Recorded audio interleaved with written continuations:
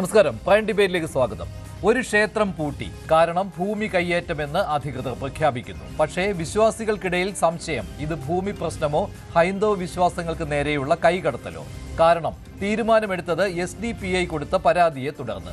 തിരുവനന്തപുരം നെയ്യാറ്റിൻകര ആറാലുമൂട് ശിവക്ഷേത്രം പൂട്ടിയതിന് പിന്നിൽ SDPIയുടെ സമ്മർദ്ദമാണെങ്കിൽ ആ സമ്മർദ്ദത്തിന് വഴങ്ങുന്നത് എന്തിന്? പ്രാദേശികമായ ഈ വിഷയത്തിനും അപ്പുറം SDPIയുടെ ആവശ്യങ്ങൾക്ക് സർക്കാർ മൗനാനുവാദം നൽകുന്നു. പ്രൈം ഡിബേറ്റ് ചർച്ച ചെയ്യും.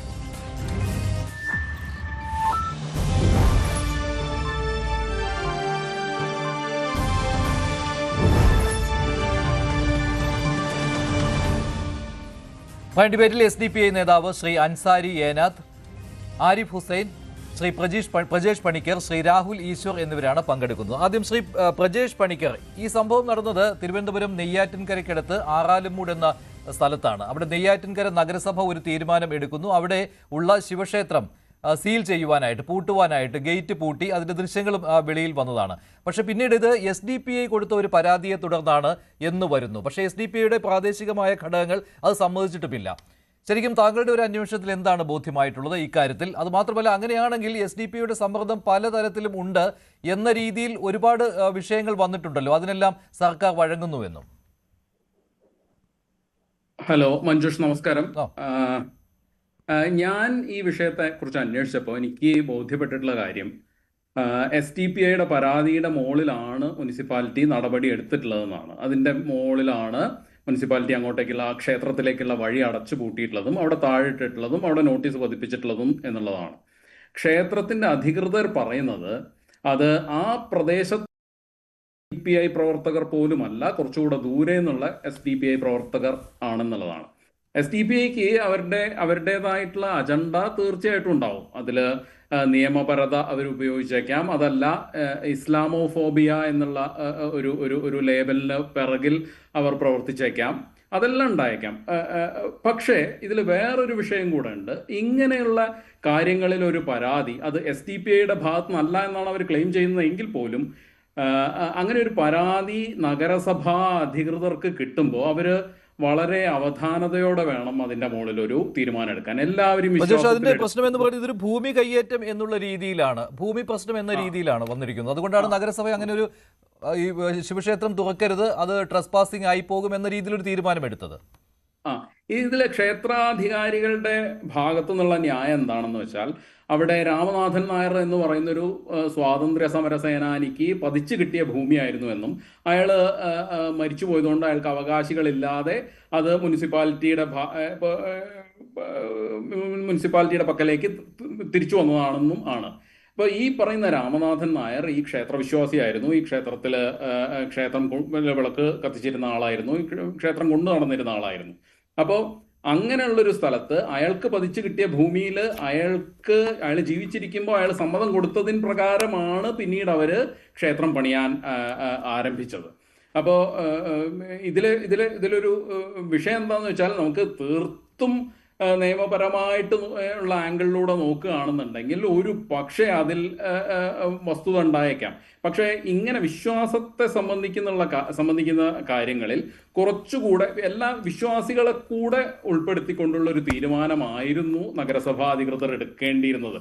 ഇപ്പോൾ സംഭവിച്ചിട്ടുള്ളത് എന്താണെന്ന് വെച്ചാൽ, ഇപ്പോൾ ഏകപക്ഷീയമായിട്ടുള്ള ഒരു തീരുമാനത്തിലേക്കാണ് നഗരസഭ എത്തിയത് എന്നുള്ളതാണ് അവരുടെ പരാതി. അപ്പോൾ ആ പരാതിയിൽ കഴമ്പുണ്ട് താനും. ഇപ്പോൾ ഞാൻ ചോദിക്കട്ടെ, ഇതേപോലൊരു സിനാറിയോ നമുക്ക് നേരെ തിരിച്ചാലോചിക്കാം. ഒരു പള്ളി, ഒരു മുസ്ലിം പള്ളി പുറമ്പോക്കിലാണെന്ന് ഒരു ഹിന്ദു സംഘടന പരാതി കൊടുക്കുന്നു.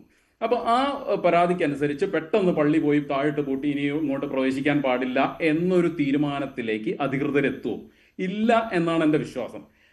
അങ്ങനെ എത്താൻ പാടില്ല എന്ന് തന്നെയാണ് ഞാൻ പറയുന്നത്. അങ്ങനെ എത്താൻ പാടില്ല. കാരണം അത് വിശ്വാസത്തെ സംബന്ധിക്കുന്ന കാര്യമാണ്. എല്ലാവരുടെയും എന്താ പറയുക, എല്ലാവരും വിശ്വാസത്തിൽ എടുത്തുകൊണ്ട് ഭരണകൂടം നടപ്പിലാക്കേണ്ട കാര്യമാണ്. അപ്പോൾ ഒരു പള്ളിയെ സംബന്ധിച്ച് അങ്ങനെയൊന്നും നടക്കില്ല എന്നാണ് കേരളത്തിൽ പൊതുവെ നിൽക്കുന്ന പൊതുധാരണ എന്നാണ് എൻ്റെ അഭിപ്രായം. അപ്പോൾ പള്ളിയെക്കുറിച്ച് പള്ളിയെ സംബന്ധിച്ചുള്ള പ്രശ്നങ്ങളിൽ അങ്ങനെയൊന്നും നടക്കാതിരിക്കുക, ക്ഷേത്രത്തെ സംബന്ധിച്ച് അങ്ങനെയൊന്നും നടക്കുക എന്ന് പറയുമ്പോൾ തീർച്ചയായും ചില വിശ്വാസികൾക്കെങ്കിലും എൻ്റെ വിശ്വാസം ഇവിടെ സംരക്ഷിക്കപ്പെടുന്നില്ല എന്നുള്ള ഒരു ധാരണ ഉണ്ടാവാനും സാധ്യതയുണ്ട്. ഇതിൽ വേറൊരു വിഷയമുള്ളത്, ഇത് വളരെ പ്രാദേശികമായിട്ടുള്ള ഒരു കാര്യമാണെങ്കിൽ പോലും അതിപ്പോൾ നോക്കൂ, എത്രയോ സംഘടനകൾ ഇൻവോൾവ് ആയി, കേരളം മുഴുവൻ ചർച്ച ചെയ്യുന്നു. അപ്പോൾ ഇങ്ങനെയുള്ള കാര്യങ്ങളിൽ കുറച്ചുകൂടെ അവധാനത നഗരസഭാ അധികൃതർ കാണിച്ചിരുന്നുവെങ്കിൽ ഇത്ര വലിയ ഇഷ്യൂ ആവില്ലായിരുന്നു. ഇത് വലിയൊരു ചർച്ചയിലേക്കോ വലിയൊരു വിവാദത്തിലേക്കോ ചെന്ന് എത്തില്ല. ശരി, ഇപ്പോൾ SDPI നേതാവ് ശ്രീ അൻസാരി ഏനാത്ത് ചേരുകയാണ്. ടെലിഫോൺ ലൈനിൽ അദ്ദേഹം പ്രതികരിക്കും. ശ്രീ അൻസാരി ഏനാത്ത്, ഇത് SDPI ആണ് ഇതൊരു പ്രതിക്കൂട്ടിൽ നിർത്തുന്നത്. ഇങ്ങനെ ഇതിപ്പോൾ ആറാലുംമൂട് എന്ന പ്രദേശത്തെ ഒരു ശിവക്ഷേത്രത്തിൽ ഒതുങ്ങുന്നതല്ല എന്ന രീതിയിലുള്ള കാര്യങ്ങൾ വരുന്നുണ്ട്. SDPIയുടെ ഒരു അജണ്ട എന്ന രീതിയിൽ ചർച്ച ചെയ്യപ്പെടുന്നുണ്ട്. അപ്പോൾ സ്വാഭാവികമായും SDPI ഇക്കാര്യത്തിൽ മറുപടി നൽകിയേ തീരൂ. അല്ല മനുഷ്യ, ഇതിനകത്ത് SDPIയുടെ ആരാണ് ഇതിനകത്ത് ഇൻവോൾവ് ആയിട്ടുള്ളതെന്ന് പറയാമോ? ഒരു പ്രാദേശിക നേതാവാണ് അങ്ങനെ ഒരു പരാതി കൊടുത്തത് എന്നാണ്. ഇന്ന് ഞങ്ങൾ ആ പ്രാദേശിക നേതാവുമായിട്ട് സംസാരിച്ചിരുന്നു. ഞങ്ങളുടെ പ്രതിനിധി അരുൺ മോഹൻ സംസാരിച്ചിരുന്നു. അദ്ദേഹം പക്ഷേ പിന്നീട് അതിനെക്കുറിച്ച് ക്യാമറയ്ക്ക് മുന്നിൽ സംസാരിക്കാൻ തയ്യാറായിട്ടില്ല. ഞാൻ അദ്ദേഹത്തിന്റെ പേര് അന്വേഷിച്ച് ഞാൻ പറയാം ഇപ്പോൾ തന്നെ. അദ്ദേഹത്തിന്റെ പേരോ അദ്ദേഹത്തിന്റെ ഡെസിഗ്നേഷനോ അദ്ദേഹം എന്ത് ഉത്തരവാദിത്തമാണ് പാർട്ടി വഹിക്കുന്നതെന്ന് പറയാൻ കഴിയുമോ? അത് ഞാൻ പറയാം, ഉറപ്പായിട്ടും പറയാം. അപ്പൊ എനിക്ക് മനസ്സിലാവുന്നത് പാർട്ടി ഇപ്പം ഇവിടെ എനിക്ക് മുന്നേ സംസാരിച്ച അദ്ദേഹം പറഞ്ഞിരുന്നു ആ പ്രദേശത്തുള്ള SDPI പ്രവർത്തകരെല്ലാം വേറെ വെളിയിൽ നിന്ന് വന്നു എന്നൊക്കെ പറയുന്നത്.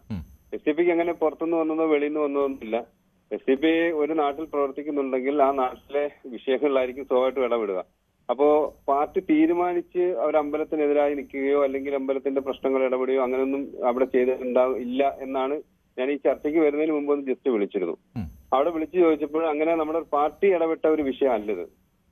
ഒരു സമയത്തും SDPI എന്ന് പറയുന്ന ഒരു പ്രസ്ഥാനം ഈ വിഷയവുമായി ബന്ധപ്പെട്ട് ഏതെങ്കിലും രേഖകൾ കൊടുക്കാനോ ഏതെങ്കിലും അതിന്റെ ലെറ്റർ പാഡിനകത്ത് എന്തെങ്കിലും കൊടുക്കുകയോ അല്ലെങ്കിൽ പ്രവർത്തകർ ഇടപെടുകയോ ചെയ്തിട്ടില്ല. ഈ സാമൂഹിക പ്രവർത്തകർ എന്നുള്ള നിലയിൽ അവിടെ ആരെങ്കിലും ഇടപെട്ടിട്ടുണ്ടെങ്കിൽ അതൊന്നും SDPIയുടെ ഒരു കൂടിയാലോചനയുടെ ഭാഗമായി നടക്കുന്ന കാര്യങ്ങളൊന്നും അല്ല. ചെറിയ വിഷയങ്ങളെ ഇത്രേ പർവ്വതീകരിച്ചിട്ട് ഈ കേരളത്തെ മലീമസമാക്കി ഒരു RSSന്റെ അജണ്ട ഈ രാജ്യത്ത് കേരളത്തിൽ നടപ്പിലാക്കാൻ വേണ്ടി, പ്രത്യേകിച്ച് ഈ ഇലക്ഷനുമായി ബന്ധപ്പെട്ട് വളരെ ഗൗരവത്തിൽ നമ്മളൊരു ഇലക്ഷൻ നേരിടുന്ന ഘട്ടത്തിൽ ഇത്തരം വേറൊരു മോശം ഒരു ചെറിയ പ്രാദേശികമായ വിഷയം ഞാനിപ്പോ അന്വേഷിച്ചിരുന്നു. എനിക്ക് ഈ വിഷയം സത്യത്തിൽ അറിയില്ലായിരുന്നു. ഞാനിപ്പം ഇതിനകത്ത് വരുന്നതിന് മുമ്പ് ഞാനൊന്ന് അന്വേഷിച്ചു. അവിടെ ഒരു പുറമ്പോക്ക് ഭൂമിയിലോ അങ്ങാണ്ടോ മറ്റോ ഒരു ക്ഷേത്രം പണിയാൻ പോകുന്നു. അതിനകത്ത് മറുഭാഗം ഉണ്ടാകും, ഈ എന്തോ ഭാഗം ഉണ്ടാകും. ഏതായാലും നഗരസഭയാണ് അത് നടപടി എടുത്തിട്ടുള്ളത്. നഗരസഭ എടുക്കുമ്പോൾ ഏതെങ്കിലും ഒരു വ്യക്തിയുടെ താല്പര്യമോ അതിന്റെ ഭരണഘടന അല്ലെങ്കിൽ നിയമപരമല്ലാതെ ഒരു കാര്യവും നിയമസഭയോ അല്ലെങ്കിൽ ഭരണഘടനാ സ്ഥാപനമോ ചെയ്യില്ല എന്നാണ് എന്റെ വിശ്വാസം. അങ്ങനെ ഒരു സംവിധാനം, ഒരു നഗരസഭ പോലെ അല്ലെങ്കിൽ അത്തരം ഒരു സംവിധാനം ഒരു വ്യക്തിക്കൊന്നും കീഴടങ്ങുന്ന ഒരു സാഹചര്യം ഇപ്പം നിലവിലില്ല. അപ്പൊ ആ ഒരു ബോധമെങ്കിലും ഇത് ചർച്ച ചെയ്യുന്നവർക്ക് അല്ലെങ്കിൽ ഇതിനെ വിവാദമാക്കുന്നവർക്ക് ഉണ്ടാകണ്ടേ? അപ്പോൾ ഏത് തരം അജണ്ടയാണെന്നാണ് താങ്കൾ പറയുന്നത് ശ്രീ അൻസാരി? RSSന്റെ അജണ്ട. ഇതൊക്കെ ചെറിയ ചെറിയ വിഷയങ്ങൾ ഉണ്ടാവുക, എന്നിട്ട് അതിനകത്ത് ഏതെങ്കിലും ഒരു പാർട്ടിയെ പറയുക, പറഞ്ഞിട്ട് അത് ഒന്ന് പർവ്വതീകരിക്കുക, വലിയ സംഭവമാക്കി കേരളത്തിലെ വലിയ ചർച്ചയാക്കുക. എന്താണ് സത്യത്തിൽ എത്രയോ വിഷയം. ഇപ്പൊ എനിക്കറിയാം, വ്യക്തിപരമായിട്ട് എനിക്കറിയാം. ഞാനൊരു മഹലിന്റെ ഉത്തരവാദിത്തത്തിലൊക്കെ ഇരുന്ന ആളാണ്. പള്ളി പണിയുന്നതിന് ഇവിടെ നേരത്തെ സുഹൃത്ത് പറഞ്ഞല്ലോ, പള്ളി പണിയുന്നതിന് തടസ്സങ്ങളുണ്ട്. അതിന്റേതായ എല്ലാ പ്രൊസീജിയറും അനുസരിച്ച് വേണം ചെയ്യാൻ. നഗരസഭയുടെ അനുവാദം മേടിക്കണം. ഈ ക്ഷേത്രം പണിയായിട്ട് ബന്ധപ്പെട്ട് നഗരസഭയുടെ അനുവാദം വാങ്ങിയിട്ടുണ്ടോ? ഇല്ല. അത് പുറമ്പോക്ക് ഭൂമിയാണോ അല്ലയോ എന്ന് കൃത്യമായി വരുത്തിയിട്ടുണ്ടോ? ഇല്ല. ഇതൊന്നും ചെയ്യാതാണ് ചെയ്തതെന്നാണ് എനിക്കറിയാം. ഇതിനകത്ത് അതുമായി ബന്ധപ്പെട്ട് ഞാൻ കക്ഷിയാകുന്നില്ല. പാർട്ടി അതുമായി ബന്ധപ്പെട്ട് യാതൊരു ഇൻവോൾവും. ശരി, അൻസാരി കുറച്ച് സമയം കൂടി ടെലിഫോൺ ലൈനിൽ തുടരുക. താങ്കൾ തെരഞ്ഞെടുപ്പ് പ്രചാരണ പ്രവർത്തനങ്ങളിലാണെന്ന് അറിയാം. പക്ഷേ പ്രജേഷ് ഇതിനകത്ത് കുറച്ചുകൂടി ക്ലാരിറ്റി തരിക. വെളിയിൽ നിന്ന് വന്ന SDPI പ്രവർത്തകരാണ് ഇതിന് പിന്നിലെന്ന് താങ്കൾ പറഞ്ഞിരുന്നു. അതൊരു ആധികാരികമായ കാര്യമാണോ അതോ കേട്ടുകേൾവി മാത്രമാണോ? അൻസാരി കുറച്ച് സമയം കൂടി ടെലിഫോൺ ലൈനിൽ വേണേ. പ്രജേഷ്, അത് ക്ഷേത്രാധികാരികൾ തന്നെയാണ് എന്നോട് പറഞ്ഞത്. പുറത്തുനിന്നുള്ള ഒരു SDPI പ്രവർത്തകനാണ് പരാതി കൊടുത്തിട്ടുള്ളതെന്ന്. അൻസാരി പറയുന്നുണ്ട് SDPIക്ക് ഇതിനകത്ത് പങ്കാളിത്തമേ ഇല്ലെന്നാണ്. പ്രജേഷ് ഇപ്പോൾ കേട്ടല്ലോ അത്. അല്ല, SDPIക്ക് പങ്കാളിത്തം ഉണ്ട് എന്ന് ക്ഷേത്രാധികാരികളും മനസ്സിലാക്കുന്നത് വളരെ കഴിഞ്ഞതിന് ശേഷം പുറത്തു നിന്നുള്ള ഒരു SDPI പ്രവർത്തകനാണ് പരാതി കൊടുത്തതെന്നാണ് അവർ മനസ്സിലാക്കിയിട്ടുള്ളത്. ഇതിൽ ഇപ്പോൾ ഇദ്ദേഹം ശ്രീ അൻസാരി അതിനകത്ത് സംസാരിച്ചപ്പോൾ എനിക്കതിൽ വേറൊരു കൗതുകം കൂടെ തോന്നി. അദ്ദേഹം SDPIക്ക് ഇതിൽ ഒരു കാരണവശാലും ഇൻവോൾവ്മെന്റ് ഇല്ല എന്ന് പറയുകയും അതോടൊപ്പം തന്നെ ആ നടപടി ശരിയാണെന്നുള്ള ധ്വനിപ്പിച്ചുകൊണ്ടാണ് സംസാരിക്കുകയും ചെയ്യുന്നത്. വളരെ നിഷ്പക്ഷമായ ഒരു സ്റ്റാൻഡാണെന്നുണ്ടെങ്കിൽ അത് മറ്റൊരു ആരാധനാലയത്തിന്റെ കാര്യമാണ്. ഒരു പക്ഷേ അവർക്ക് അവരുടെ ഭാഗത്ത് ന്യായങ്ങൾ ഉണ്ടായേക്കാം എന്ന് കരുതാനുള്ള ഒരു വിശാലത അദ്ദേഹം കാണിക്കുന്നില്ല എന്നുള്ളത് വളരെ കൗതുകകരമായിട്ടാണ് എനിക്ക് തോന്നുന്നത്. ഇപ്പൊ അദ്ദേഹം ഒരേ സമയത്ത് പറയുന്നത് ഒരു ഇൻവോൾവ്മെന്റ് SDPIക്ക് ഇല്ല എന്നാണ്. നേരത്തെ അൻസാരി ചോദിച്ചിരുന്നു പേര് പറയാമോ എന്ന്. ഞാൻ അവിടെ അന്വേഷിച്ചിരുന്നു. സുനീർ എന്നാണ്, SDPI പ്രവർത്തകനാണ്. പാർട്ടിയിലെ പൊസിഷനെ കുറിച്ച് എനിക്ക് അറിയില്ല കേട്ടോ. ഞങ്ങളുടെ അവിടെ അന്വേഷിച്ച ഞങ്ങളുടെ ലേഖകനും അരുൺ മോഹനും പറഞ്ഞത് പാർട്ടിയിലെ പൊസിഷൻ അറിയില്ല. ഇങ്ങനെയുള്ള പേര് സുനീർ എന്നുള്ളതാണ്, SDPI പ്രവർത്തകനാണ്. പക്ഷേ ഇദ്ദേഹം സംസാരിക്കാൻ തയ്യാറാവുന്നുമില്ല. അപ്പോൾ ഇതിൽ എന്ത് ഹിഡൻ കാര്യങ്ങളാണ് ഉള്ളതെന്നാണ്. ശരി പ്രജേഷ്, ഞാൻ അൻസാരിയിലേക്ക് പിന്നീട് പോവാം. പ്രജേഷ്, ഇതിൽ വേറൊരു കാര്യം കൂടെ എനിക്ക് പറയാനുള്ളത്, അദ്ദേഹം ഇപ്പോ ശ്രീ അൻസാരി അതിനകത്ത് ചോദിച്ചത് ഏത് പ്രവർത്തകനാണ് അല്ലെങ്കിൽ ആരാണ് ലെറ്റർ പാഡ് മുഖാന്തരമാണോ അല്ലെങ്കിൽ അയാളുടെ പാർട്ടിയിലുള്ള അയാളുടെ ഉത്തരവാദിത്വം എന്താണ്, ഇതൊക്കെ പറയണമെന്ന് പറഞ്ഞു. ഇപ്പോൾ SDPIയുടെ ഒരു പ്രവർത്തന രീതി ഒട്ടും ട്രാൻസ്പെറന്റ് അല്ല കേരളത്തിൽ എന്നുള്ളതാണ് വസ്തുത. സാധാരണക്കാരെ സംബന്ധിച്ചിടത്തോളം അത് ഒട്ടും ട്രാൻസ്പെറന്റ് ആയിട്ടല്ല നമ്മളത് മനസ്സിലാക്കുന്നത്. ശരി അൻസാരി പറഞ്ഞോളൂ, എന്താണ് സുതാര്യമല്ല എന്നതിന് ഉദാഹരണമാണല്ലോ ഇപ്പോൾ ആരോ SDPIയുടെ പേരിൽ പരാതി കൊടുക്കുന്നു എന്ന രീതിയിൽ ആക്കുന്നത്. SDPIയുടെ ലെറ്റർ ഹെഡ് അല്ല. ശരി, ലെറ്റർ ഹെഡ് അല്ല. ഇത് കേരളത്തിന്റെ അൻസാരി എന്തോ പറയുന്നു. അൻസാരിക്ക് അതിനകത്ത് ഒരു ക്ലാരിറ്റി ഉണ്ട്. ശരി അൻസാരി. അതെ, SDPIയുടെ പ്രവർത്തനം സുതാര്യമല്ല എന്ന് പറയുന്നതിനകത്ത് ഏതെങ്കിലും ഒരു കാരണം പറയാൻ കഴിയും? ഈ വിഷയത്തിലാണെങ്കിൽ പോലും ഇപ്പൊ ഈ ലെറ്റർ കൊടുത്തു എന്ന് പറയുന്നത് SDPIയുടെ പേരിലാണോ കൊടുത്തത്? സുനീർ എന്ന് പറയുന്ന ഒരാൾ കൊടുത്തു എന്ന് പറയുമ്പോൾ അദ്ദേഹത്തിന് പാർട്ടിയുടെ ഉത്തരവാദിത്തം എന്താണ് എന്ന് പോലും അറിയാതെ നമ്മൾ ചർച്ച ചെയ്യുന്നത് എത്രമാത്രം അതാണ് SDPIയുടെ പ്രവർത്തന രീതി എന്നാണ് പറഞ്ഞത്. അതാണ് ഞാൻ NIAയുടെ ഘട്ടത്തിൽ പോലും വന്നിട്ടുള്ളത് SDPI എന്ന് പറയുന്നത് PFIയുടെ ഭാഗം തന്നെയാണെന്ന് ഉള്ളത് തന്നെയാണല്ലോ. ഒരു രാഷ്ട്രീയ ഐഡന്റിറ്റി എന്ന രീതിയിൽ തന്നെയാണ്. അപ്പോൾ അത് നിങ്ങൾ എത്ര മറച്ചു വെച്ചാലും അത് വെളിയിലേക്ക് ചാടിക്കൊണ്ടിരിക്കും. ശരി, അതെ, ഞാൻ പറയാൻ ശ്രമിച്ചതും അത് തന്നെയാണ്. എന്ന് വെച്ചാൽ ഒട്ടും ട്രാൻസ്പെറന്റ് അല്ലാതെയാണ് SDPIയുടെ പ്രവർത്തനം എന്നുള്ളത് ഞാൻ ആദ്യമായിട്ട് ഉന്നയിക്കുന്ന ആരോപണമല്ല. ഇത് പലരും പലപ്പോഴായിട്ട് പറഞ്ഞിട്ടുള്ളതാണ്. അപ്പൊ ഇത് ഒട്ടും ട്രാൻസ്പെറന്റ് അല്ല എന്നതിനോടൊപ്പം തന്നെ കേരളത്തിന്റെ രാഷ്ട്രീയമായിട്ടുള്ള മണ്ഡലത്തിൽ, സാംസ്കാരികമായിട്ടുള്ള മണ്ഡലത്തിൽ വലിയ സ്വാധീനം ഉള്ളൊരു സംഘടന കൂടിയാണത്. സാമൂഹ്യ മാധ്യമങ്ങളിൽ അവർക്ക് സ്വാധീനമുണ്ട്, പരമ്പരാഗത മാധ്യമങ്ങൾക്ക് അവർക്ക് സ്വാധീനമുണ്ട്. ഇങ്ങനെ ഈ സ്വാധീനം അവരുടെ വാദങ്ങൾക്ക് പലപ്പോഴും സ്വീകാര്യത, ഒരു തരത്തിൽ പറഞ്ഞാൽ അപകടകരമായ സ്വീകാര്യത ഉണ്ടാക്കി തീർക്കുന്നുണ്ട് എന്നുള്ളതൊരു വസ്തുതയാണ്.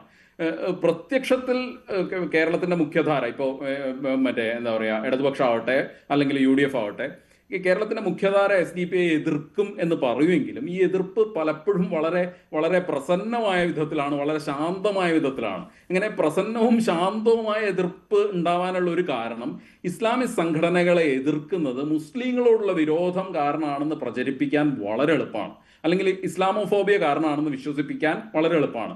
അങ്ങനെ വിശ്വസിപ്പിച്ചുകൊണ്ടിരിക്കുന്ന, അതിന് സന്നദ്ധരായിട്ടുള്ള ഒരു വലിയ പറ്റം ആളുകൾ ഇവിടെ ഉണ്ട്.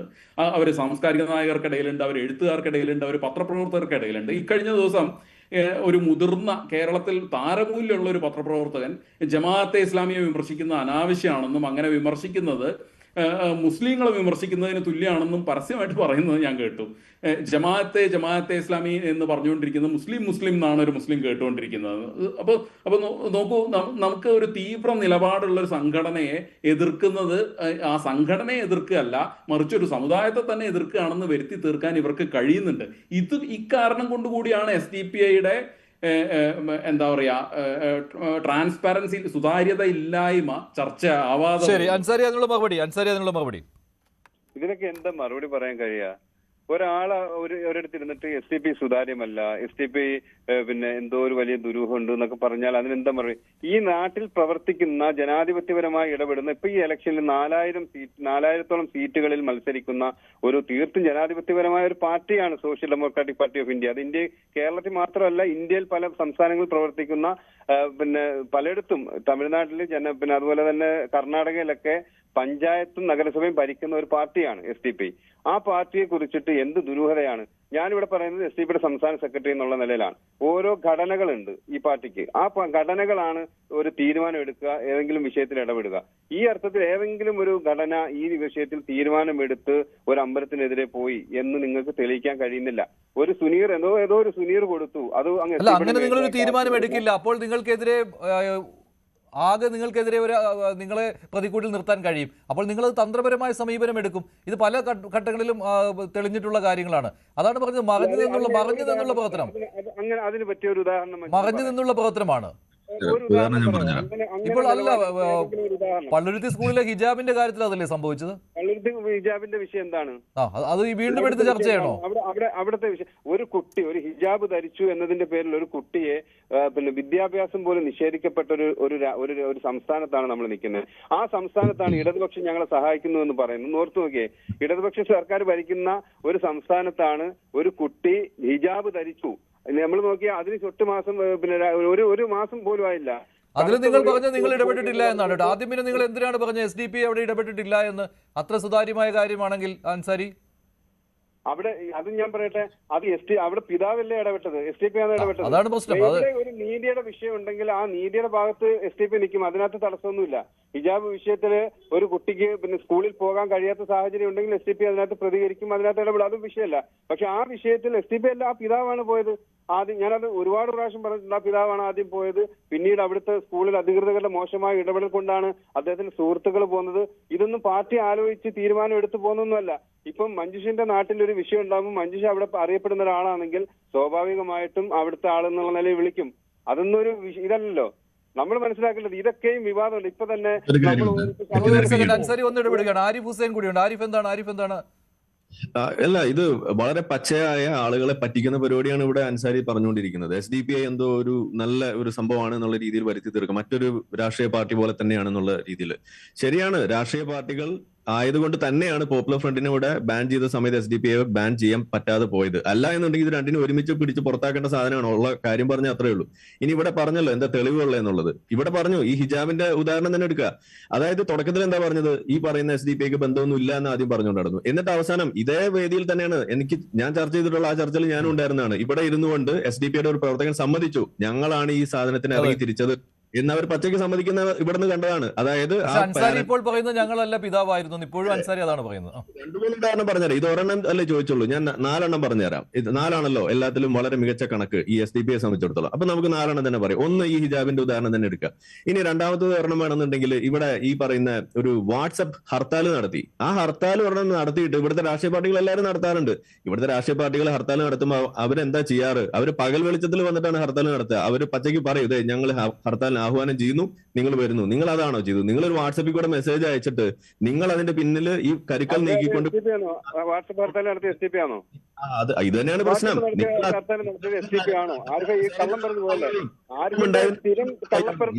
പറയല്ലേ എന്റെ ആരിഫ് കള്ളനാണ് എന്ന് കൃത്യമായിട്ട് അറിയാം. പച്ചക്കള്ളം പറയുന്ന ഒരാളാണ് ആരിഫ്, അത് കൃത്യമായിട്ട് എനിക്കറിയാം. പക്ഷെ ഈ വിഷയത്തിൽ കള്ളം പറയുന്നത് SDP ആണോ വാട്സപ്പ് ഹർത്താൽ നടത്തിയത്? ഈ പറയുന്ന സാധനത്തിൽ പിടിക്കപ്പെട്ടതിന്റെ തെളിവുകൾ ഇന്ന് പോപ്പുലർ ഫ്രണ്ടിന്റെയും അതുപോലെ നിങ്ങളും തമ്മിലുള്ള ആ അവിശുദ്ധ ബാന്ധവത്തിന്റെ ഓരോ കഥകളും ഇന്നിപ്പോ ഇവിടെ ഓരോന്നോരോന്ന് പുറത്തേക്ക് വന്നുകൊണ്ടിരിക്കുകയാണ്. തുടർന്ന് അന്വേഷണം RSSകാര് അച്ചാരം തരുന്നുണ്ടെങ്കിൽ RSSകാര് പൈസ തരുന്നുണ്ടെങ്കിൽ അതിനുള്ള കൂറ് RSSകാരത്ത് കാണിച്ചോ? ഈ പറയുന്ന രീതിയിലുള്ള ഒരു ഇതും തെളിയിക്കാൻ കഴിയില്ല. താങ്കളല്ല ഇതിനേക്കാൾ വലിയ സംഭവം പറയുന്നതൊക്കെ തെളിയിക്കുന്നുണ്ട്. ചെയ്യുന്നത് എന്നുള്ളത് നാട്ടുകാർക്ക് മുഴുവൻ മനസ്സിലായിട്ടുണ്ട്. ആ ഇടപാടൊന്നും ഇനി ഇവിടെ നടക്കില്ല. അപ്പൊ അതുകൊണ്ട് നിങ്ങൾ ഈ ആളുകളെ ആരിഫല്ല, ആരിഫിന്റെ മൂത്താപ്പ വന്നാലും ആരിഫ്, ഇതിനകത്ത് ഈ നെയ്യാറ്റിൻകരയിലെ ഈ വിഷയത്തിൽ SDP പ്രവർത്തകനല്ല, അല്ലെ SDP എന്തെങ്കിലും ഒരു പദവിയുള്ള ആളല്ല ഈ പരാതി കൊടുത്തിരിക്കുന്നത്, SDP ലെറ്റർ ഹെഡിലല്ല. ഇത് അൻസാരി ഉറപ്പിച്ച് പറയുന്നുണ്ട് ഇക്കാര്യം. 4-മത്തെ ഒരു ഉദാഹരണം കൂടിയുണ്ട്. ഈ കണ്ണൂര് ഒരു സ്ത്രീ ഇവിടെ ആത്മഹത്യ ചെയ്തു. ആ ആത്മഹത്യ ചെയ്യുന്ന വിഷയം എന്തായിരുന്നു? അവിടെ ഒരു പ്രശ്നമുണ്ട്, അത് പരിഹരിക്കാനെന്ന് പറഞ്ഞിട്ട് അവര് മീറ്റിംഗ് കൂടി SDP ഓഫീസിലാണ്. അപ്പൊ എങ്ങനെയാണ് അവിടെ എത്തുന്നത്? SDP ഓഫീസ് ഈ നാട്ടിൽ എന്താ പോലീസും പട്ടാളമൊന്നും ഇല്ലേ? എവിടെ എന്ത് പ്രശ്നം ഉണ്ടായാലും മാത്രമേ ഉണ്ടായിരുന്നുള്ളൂ. ലക്ഷ്യങ്ങളുണ്ട്. നിങ്ങൾ കുറച്ചുകൂടെ സൂക്ഷിക്കണം. ഡോക്യുമെന്റ് ആരിഫ് ആകെ വാ തുറക്കുന്നത് കള്ളം പറയാനോ ആഹാരം കഴിക്കാനോ. ശരി, ആരിഫ് ഒന്നും ഇവിടെ അൻസാരി രണ്ടുപേരും കൂടെ സംസാരിക്കുമ്പോൾ കേൾക്കുന്നില്ല. അൻസാരി എന്നാണ് നിങ്ങൾ പറയുന്നത് കേൾക്കൂ. അൻസാരി പറയുന്നത് കേൾക്കൂ. നിങ്ങൾ ഉപജീവന മാർഗം ആരിഫ് രണ്ടുപേരും കൂടെ പറയുമ്പോൾ കേൾക്കുന്നില്ല. ആരിഫിന്റെ ശബ്ദം മുറിഞ്ഞു പോകുന്നതുകൊണ്ട് ഒന്ന് നിശബ്ദനായിരിക്കും. അൻസാരി പറഞ്ഞു തീർക്കൂ. ആരിഫിന്റെ ജോലി എന്താ? വേറെ എന്ത് ജോലിയാ ഉള്ളത്? അല്ല, വ്യക്തിപരമായ കാര്യങ്ങളിലേക്ക് പോകാതെ അൻസാരി അതിന്റെ കൃത്യമായിട്ട് മറുപടി അൻസാരി അദ്ദേഹം 2 ഉദാഹരണങ്ങൾ ചൂണ്ടിക്കാണിച്ചു, 2 അല്ല 3 ഉദാഹരണങ്ങൾ ചൂണ്ടിക്കാണിച്ചു. അതിനുള്ള മറുപടി അൻസാരി മറുപടി നമുക്ക് ആരോഗ്യകരമായിട്ട് ചർച്ച കൊണ്ടുപോകാം. അൻസാരി, കണ്ണൂരത്തെ വിഷയം, കണ്ണൂർ പാർട്ടി ഓഫീസിൽ ചർച്ച നടത്തിയെന്ന് പറയുന്നത് SDP പ്രവർത്തകരാണോ അതിനകത്ത് ചർച്ച നടത്തി? മുസ്ലിം ലീഗിന്റെ പ്രവർത്തകരുണ്ട്, അവിടുത്തെ CPM അടക്കമുള്ള പ്രവർത്തകരുണ്ട്. ആ ഒരു വിഷയം നാട്ടിൽ നിന്നുണ്ടായപ്പോ ആ വിഷയവുമായി ബന്ധപ്പെട്ട് ആ സമൂഹത്തിലുള്ള മഹല്ല് ഭാരവാഹികളടക്കം നിന്നൊരു ചർച്ചയാണ് ആ ചർച്ച വളരെ സുതാര്യമായി ചർച്ച ചെയ്താണ്. ആ ചർച്ച ഇപ്പോഴും ആരിഫ് എന്ത് ചെയ്യാ ഈ വിഷയങ്ങൾ എടുത്തിട്ടിട്ട് ഉദാഹരണം 4ാമത്തെ ഉദാഹരണം ആ പറയുന്ന ട്യൂണ് മനസ്സിലാക്കണം. 4ാമത്തെ 4എണ്ണമാണല്ലോ എന്നൊക്കെ പറയുന്നുണ്ടല്ലോ. ഇതൊക്കെ ഒരു ചർച്ചയിൽ പറ്റിയ സാധനമൊന്നുമല്ല. ചർച്ച സാധനം തന്നെയാണ്. കാരണം എന്താണ്, നിങ്ങൾ എന്താ വിഷൻ 2047 ഇന്ത്യ ആളല്ല. ഇത് ഏതെങ്കിലും രാഷ്ട്രീയ പ്രസ്ഥാനത്തിൽ പ്രവർത്തിക്കുന്ന ആളാണ്. ഒരു രാഷ്ട്രീയ ചർച്ച നടക്കുമ്പോൾ ശരി, പ്രജേഷ് ഇക്കാര്യത്തിൽ അൻസാരി പറയുന്നത് ഒരു നാട്ടിലൊരു വിഷയം ഉണ്ടാകുമ്പോൾ അവിടുത്തെ ഒരു സാമൂഹ്യ പ്രവർത്തകനെ, രാഷ്ട്രീയ പ്രവർത്തകനെ ജനങ്ങൾ സമീപിക്കും, അല്ലെങ്കിൽ ആർക്കാണോ വിഷയം ഉണ്ടാകുന്നത് അവർ സമീപിക്കും. അപ്പോൾ അങ്ങനെ ഒന്നാണ് ഈ SDPI പ്രവർത്തകനെ അങ്ങനെ സമീപിക്കുന്നു, അദ്ദേഹം ഇടപെടുന്നു, അത്രയേ ഉള്ളൂ. അത് SDPI ആലോചിച്ച് ചെയ്യുന്ന കാര്യമല്ല എന്നാണ് അൻസാരി പറയുന്നത്. പ്രജേഷ്, SDPI എൻ്റെ അഭിപ്രായത്തിൽ പലപ്പോഴും ആലോചിച്ചിട്ട് തന്നെയാണ് ഇതെല്ലാം ചെയ്യാറ്. ഇതെന്ന് മാത്രമല്ല, ഇതിപ്പോ ഒരു നാട്ടിൻപുറത്ത് വളരെ പ്രത്യക്ഷമായി നടത്തുന്ന ഇത്തരം സമരങ്ങളോ ഇത്തരം നടപടികളോ അല്ല SDPIയെ നിർവചിക്കുന്നത്. അവരെ നിർവചിക്കുന്നത് കർട്ടന് പിന്നിൽ നടത്തുന്ന സുതാര്യമല്ലാത്ത പ്രവർത്തനങ്ങളാണ്. അങ്ങനെയാണ് കേരളം അവരെ ഇന്നോളം മനസ്സിലാക്കിയിട്ടുള്ളത്.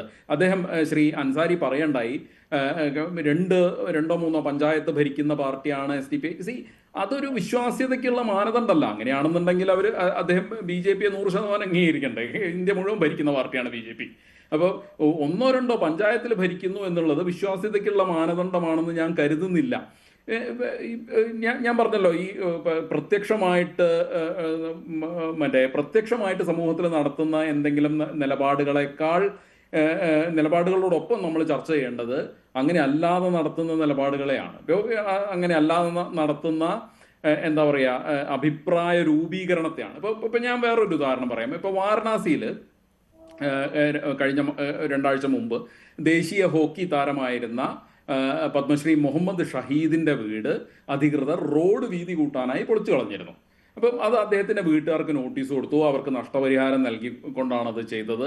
അങ്ങനെയാണ് നമുക്ക് കിട്ടുന്ന ഔദ്യോഗികമായിട്ടുള്ള വിശദീകരണം. അതിനെ ഖണ്ഡിച്ചുകൊണ്ട് അദ്ദേഹത്തിന്റെ അടുത്ത ബന്ധുക്കളാരും വന്നിട്ടുമില്ല. അപ്പം ചില റിപ്പോർട്ടുകൾ പറയുന്നത് മരിക്കുന്നതിന് മുൻപ് തന്നെ മുഹമ്മദ് ഷഹീദ് അദ്ദേഹം അവിടുന്ന് മാറിയിട്ടാണ് താമസിച്ചിരുന്നത് എന്നുള്ളതാണ്. എന്തായാലും അവിടെ അദ്ദേഹത്തിന് വേണ്ടി ഒരു സ്മാരകം പണിയണം എന്നുള്ളൊരു ആവശ്യമാണ് അദ്ദേഹത്തിന്റെ വീട്ടുകാർക്കുള്ളത്. അതിന് ഞാൻ മനസ്സിലാക്കുന്നിടത്തോളം അധികൃതർ സമ്മതിക്കുകയും ചെയ്തിട്ടുണ്ട്. പക്ഷേ കേരളത്തിൽ അത് പ്രചരിപ്പിക്കപ്പെട്ടത് ഒരു മുസ്ലിം താരത്തിന് മേലെ നടത്തുന്ന, അല്ലെങ്കിൽ ഒരു മുസ്ലിം താരത്തിന്റെ വീടിന് മേലെ നടത്തുന്ന ധ്വംസനം എന്നുള്ള മട്ടിലാണ്. SDPI ആണോ അതിന് പിന്നിൽ, പ്രജേഷ്? അല്ല, അത് SDPI ആണെന്നല്ല ഞാൻ പറയുന്നത്. ഇങ്ങനെ പ്രചരിപ്പിക്കുന്നതിൽ SDPIക്ക് വലിയ പങ്കുണ്ട്. ഇങ്ങനെ സാമൂഹ്യ മാധ്യമങ്ങളിൽ പ്രചരിപ്പിക്കും. ഇത് മാത്രമൊന്നുമല്ല, എത്രയോ ഉദാഹരണങ്ങളുണ്ട്. ഇപ്പോൾ ഞാൻ ഈ ഉദാഹരണം പറയാൻ കാരണം എന്താ വെച്ചാൽ, അവിടെ ഒരു വീട് തകർക്കുന്നു, അല്ലെങ്കിൽ വീട് പൊളിച്ചു മാറ്റി റോഡിന് വീതി കൂട്ടുന്നു. വളരെ സ്വാഭാവികവും സാധാരണവുമായിട്ടുള്ളൊരു നടപടിയാണത്. നോട്ടീസ് കൊടുത്ത് സാധാരണമായിട്ട് സ്വാഭാവികമായിട്ട് അതിനെ വളരെ എന്താ പറയുക വക്രീകരിച്ച് കാണിക്കാൻ ഇവർക്ക് പറ്റുന്നുണ്ട്. അതുപോലെ അസാധാരണമായ ഏകപക്ഷീയമായ എല്ലാവരെയും വിശ്വാസത്തിലെടുക്കാത്ത ഒരു ക്ഷേത്രത്തിലേക്കുള്ള വഴി അടച്ചുകെട്ടലിനെ ഇവര് വളരെ സാധാരണമാണ്, അത് അവർ വേണ്ട എന്താ പറയാ അനുമതികൾ എടുക്കാത്തതുകൊണ്ടാണെന്ന് പ്രചരിപ്പിക്കാനും ഇവർക്ക് പറ്റുന്നുണ്ട്. അതിനൊരു അമ്പലം അടച്ചുപൂട്ടൽ SDPIയുടെ അജണ്ടയാണ്, അത് മറ്റു സ്ഥലങ്ങളിൽ നടപ്പാക്കുന്നു എന്ന രീതിയിലുള്ള ഒരു ആരോപണമുണ്ടോ താങ്കൾക്ക്? അതോ ഇത് പ്രാദേശികമായിട്ട് ഒരു വിഷയം എന്ന രീതിയിൽ മാത്രമാണോ? ഇത് പ്രാദേശികമായിട്ടുള്ള വിഷയമല്ല. ഇത് അവരുടെ നിലപാടുകളുടെ ഒരു അടയാളം എന്നുള്ളതേ ഉള്ളൂ. എത്രയോ ഉദാഹരണങ്ങളുണ്ട്. ഇപ്പൊ ശ്രീ ആരിഫ് ഹുസൈൻ തന്നെ പറഞ്ഞു, മറ്റുദാഹരണങ്ങൾ പറഞ്ഞു. അമ്പലം പൂട്ടിയതിന്റെ എത്ര ഉദാഹരണം ഉള്ളേ? സോറി, ഞാൻ കേട്ടില്ല. എന്തൊക്കെയാ പറയുന്നത്? അമ്പലം എന്താ ആദ്യമായിട്ടാണ് ഇവിടെയാണ് പൂട്ടണേ? നിങ്ങൾ എന്തായി പറയണ അൻസാരി? എത്ര അമ്പലങ്ങൾ ഇന്ത്യയിൽ ഇവിടെ അമ്പലം പൂട്ടിച്ചെന്ന് പറഞ്ഞു ആരിഫ് ഒന്ന് പറയാവോ? എത്ര അമ്പലം SDPI പൂട്ടിച്ചെന്ന്? SDPI പൂട്ടിച്ചല്ലേ, ലോകത്ത് എത്ര, ഇന്ത്യയിൽ എത്ര അമ്പലങ്ങൾ പൂട്ടിച്ചിട്ടുണ്ട് അല്ലെങ്കിൽ തകർക്കേണ്ടി വന്നിട്ടുണ്ട് ഈ റോഡ്. ബാബരി മസ്ജിദ് പൊളിച്ചതും SDPI ആയിരിക്കും, അമ്പലം പൊളിച്ചതും SDPI ആയിരിക്കുമോ? അങ്ങനെയാണോ ആരിഫ് പറയുന്നത്? ബാബരി മസ്ജിദ് പണിതതും ആരാണ്? SDPI ആണോ? ഏതാ ബാബരി മസ്ജിദ് ആരാ, എവിടെ, എന്ത് പൊളിച്ചിട്ടാ പണിതത്? അതും കൂടി പറയും. അതെന്താ പറയാത്ത? ബാബരി മസ്ജിദിന്റെ ചരിത്രം അറിയോ ആരിഫിന്? ആരിഫ് ഈ കുറച്ച് RSSന്റെ പൈസ വാങ്ങിയിട്ട് ഇങ്ങനെ ശരി അൻസാരി, ഇതിനകത്ത് പ്രജേഷ് പറഞ്ഞതിൽ ചില കൃത്യമല്ല, പ്രജേഷ് പറഞ്ഞതിൽ ചില ചർച്ച ചെയ്യപ്പെടേണ്ട ചില കാര്യങ്ങളുണ്ട്. ശ്രീ അൻസാരി, അൻസാരി വ്യക്തിപരമായിട്ടുള്ളതിലേക്ക് പോകേണ്ട അല്ല അൻസാരി, അൻസാരി വ്യക്തിപരമായ കാര്യങ്ങളിലേക്ക് പോകേണ്ട. പ്രജേഷ് പറഞ്ഞതിനുള്ള മറുപടി പറയൂ. അൻസാരിയും ആരിഫും തമ്മിലുള്ള വ്യക്തിപരമായ കാര്യങ്ങളിലേക്ക് പോകേണ്ട. പ്രജേഷ് പറഞ്ഞതിന് പ്രജേഷ് പറഞ്ഞതിനുള്ള മറുപടി അല്ല, രാഷ്ട്രീയക്കാരെ മാത്രം പോരല്ലോ ചർച്ചയ്ക്ക് അൻസാരി. അതേപോലെ അങ്ങനെ പറയരുത്.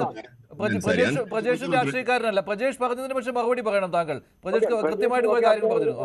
ഒരു സംവിധാനത്തിന്റെ, എനിക്ക് വ്യക്തമായിട്ട് അറിയില്ലെങ്കിൽ പോലും ഒരു സംവിധാനത്തിന്റെ ഭാഗമായി നിന്ന് പറയുന്ന ആളാണെന്ന് എനിക്ക് മനസ്സിലാവുന്നത്. അദ്ദേഹത്തിന് അത് പറയാൻ റൈറ്റ് ഉണ്ട്. പക്ഷേ ഞാൻ പറയട്ടെ, തീർത്തും ഒരു സമൂഹത്തെ വളരെ മോശമായി പറയുന്ന, ഒരു സമൂഹത്തോട് ബാധ്യതയില്ലാത്ത RSSന്റെ പക്കൽ നിന്ന് പൈസ വാങ്ങിയിട്ട് കള്ളം പ്രചരിപ്പിക്കുന്ന ഒരാളെ ഒരു സാമൂഹിക അർഹിക്കുന്നില്ല. ആരും ഒരു രാഷ്ട്രീയക്കാരനല്ല, ഒരു സാമൂഹിക പ്രവർത്തകരല്ല. ഞാൻ പറഞ്ഞ കാര്യങ്ങൾ ഒരെണ്ണം സ്ഥാപിച്ചാൽ അൻസാരി, ഞാനിത് ഇവിടെ വാക്ക് പറയാണ്, ഞാൻ ഈ പണി നിർത്തും. ഞാൻ പറഞ്ഞതിൽ ഒരു കള്ളം നിങ്ങൾ തെളിയിക്ക്. നിങ്ങൾ ആണാണെന്നുണ്ടെങ്കിൽ തെളിയിക്ക്. ആണാ ആരിഫ് പറയുന്ന 100 വട്ടം കള്ളങ്ങൾ വേണമെങ്കിൽ തെളിയിക്കാം. ആരിഫിനെ വേണമെങ്കിൽ ഞാൻ വെല്ലുവിളിക്കുക. കള്ളം പ്രചരിപ്പിക്കുന്നതിന്റെ ഏറ്റവും ഈ കേരളത്തിൽ ഇത്രയും നിങ്ങൾ ഇവിടെ പൊക്കിക്കൊണ്ട് നടക്കുന്ന SDPI സങ്കടമുണ്ടെങ്കിൽ ആ രാമസിംഹനെ പോലെ അദ്ദേഹം, ഞാൻ പറയും അദ്ദേഹം ആണാന്ന്.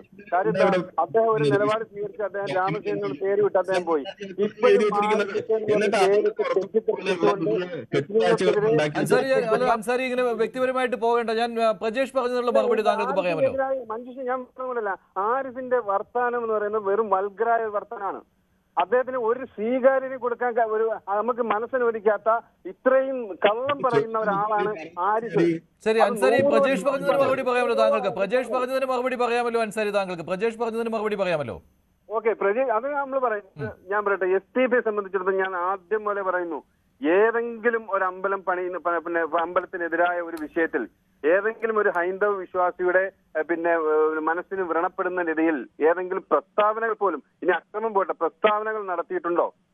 നിങ്ങൾ ഈ പറയുന്ന മാധ്യമങ്ങൾ അല്ലെന്നുണ്ടെങ്കിൽ ഇത്തരം RSSന്റെ പ്രചാരകരൊക്കെ ഒരുക്കുന്ന ഈ SDPI കുറിച്ചുള്ള തെറ്റിദ്ധാരണകൾ പരത്തുന്നതല്ലാതെ SDPI എന്ന് പറയുന്ന ഒരു പ്രസ്ഥാനം ചെയ്തിട്ടില്ല. ഇതിനകത്ത് മുസ്ലിങ്ങൾ മാത്രമല്ല കേട്ടോ SDPI എന്ന് പറയുന്ന പ്രസ്ഥാനത്തിലുള്ളത്. എല്ലാ മതവിഭാഗത്തിൽപ്പെട്ടവരുണ്ട്. ഞങ്ങൾ പറഞ്ഞല്ലോ 4000-ഓളം സീറ്റുകളിൽ മത്സരിക്കുമ്പോൾ ഏതാണ്ട് 250 സീറ്റിലധികം മത്സരിക്കുന്നത് മുസ്ലിങ്ങൾ അല്ലാത്തവർ മത്സരിക്കുന്നുണ്ട്. നിങ്ങൾ ഈ SDPI എന്ന് പറയുന്നത് കേരളത്തിന്റെ ഇതില് 140 മണ്ഡലങ്ങളിലും ഇടം നേടുന്ന, അവിടെ വ്യവസ്ഥാപിതമായി പ്രവർത്തിക്കുന്ന ഒരു പാർട്ടിയാണ്. അതിന്റെ കാര്യം ഞാൻ പറഞ്ഞുതരാം. ഒരു മുന്നണിയുടെ ഭാഗമായി നിന്നില്ലെങ്കിൽ ഒന്നോർത്തോക്ക്, ഈ ഒറ്റയ്ക്ക് നിന്നുകൊണ്ടാണ് കഴിഞ്ഞ പ്രാവശ്യം 102 സീറ്റ് വാങ്ങിയത്. ഫ്രണ്ടിന്റെ ഡോക്യുമെന്റ് നിങ്ങൾ എടുക്കുക. അതിനകത്ത് നിങ്ങൾ എഴുതി വെച്ചിരിക്കുന്നുണ്ട്, ഇന്ത്യ ഇസ്ലാമിക രാജ്യമാക്കാൻ വേണ്ടി വിഷൻ 2047 നിങ്ങൾ എന്ത് പറഞ്ഞു? ആരിഫ് 147 പറഞ്ഞു, 247 പറഞ്ഞിരുന്നോ? 247 ആരിഫ് ചർച്ച ചെയ്യുന്നിടത്തൊക്കെ തന്നെയും NIA കണ്ടെത്തലുണ്ടല്ലോ, ഡോക്യുമെന്റ്സ് സീസ് ചെയ്തിട്ടുള്ളതാണല്ലോ അൻസാരി, ഡോക്യുമെന്റ് സീസ് ചെയ്തിട്ടുള്ളതാണല്ലോ. പോപ്പുലർ ഫണ്ട് നിരോധിച്ചിട്ട് 3 വർഷമായി എന്ന് ആരിഫിന്റെ അടുത്ത് ആരെങ്കിലും പറഞ്ഞു കൊടുക്കണം. അയാൾക്ക് ബുദ്ധി ഉണ്ടെങ്കിൽ നിങ്ങൾ ആ സാധനം പേര് മാറി ഇവിടെ നടക്കുന്നു എന്ന് ഇവിടുത്തെ അറിയുന്നില്ലേ? ഇപ്പോഴും ആരിഫ് 2047 പറഞ്ഞുകൊണ്ടിരിക്കുക. ഇത്രയും ബോധമില്ലാത്ത ഇല്ലെന്നാണോ പറയുന്നത്? ഇവിടെ ഈ അന്വേഷണ ഏജൻസികളൊക്കെ നുണ പറഞ്ഞാണെന്നാണ് അപ്പൊ നിങ്ങൾ പറയുന്നത്? അല്ല അൻസാരി, അങ്ങനെയാണെങ്കിൽ കൈവെട്ട് കേസും ഇല്ല എന്നുള്ളതാണോ? പ്രൊഫസറുടെ കൈവെട്ടിയ കേസും ഇല്ല എന്നുള്ളത് തന്നെയാണോ പറയുന്നത്? ED കുറിച്ചുള്ള ധാരണകൾ എന്താ? പൊതുസമൂഹത്തിന് എന്താ ഉള്ളത്? രാജ്യത്തെ പ്രതിപക്ഷത്തിന് ED കുറിച്ചുള്ള ഒരു അഭിപ്രായം എന്താ? അത് RSSന് വേണ്ടി പ്രവർത്തിക്കുന്നതാണെന്ന് വളരെ കൃത്യമായിട്ട് അറിയാലോ.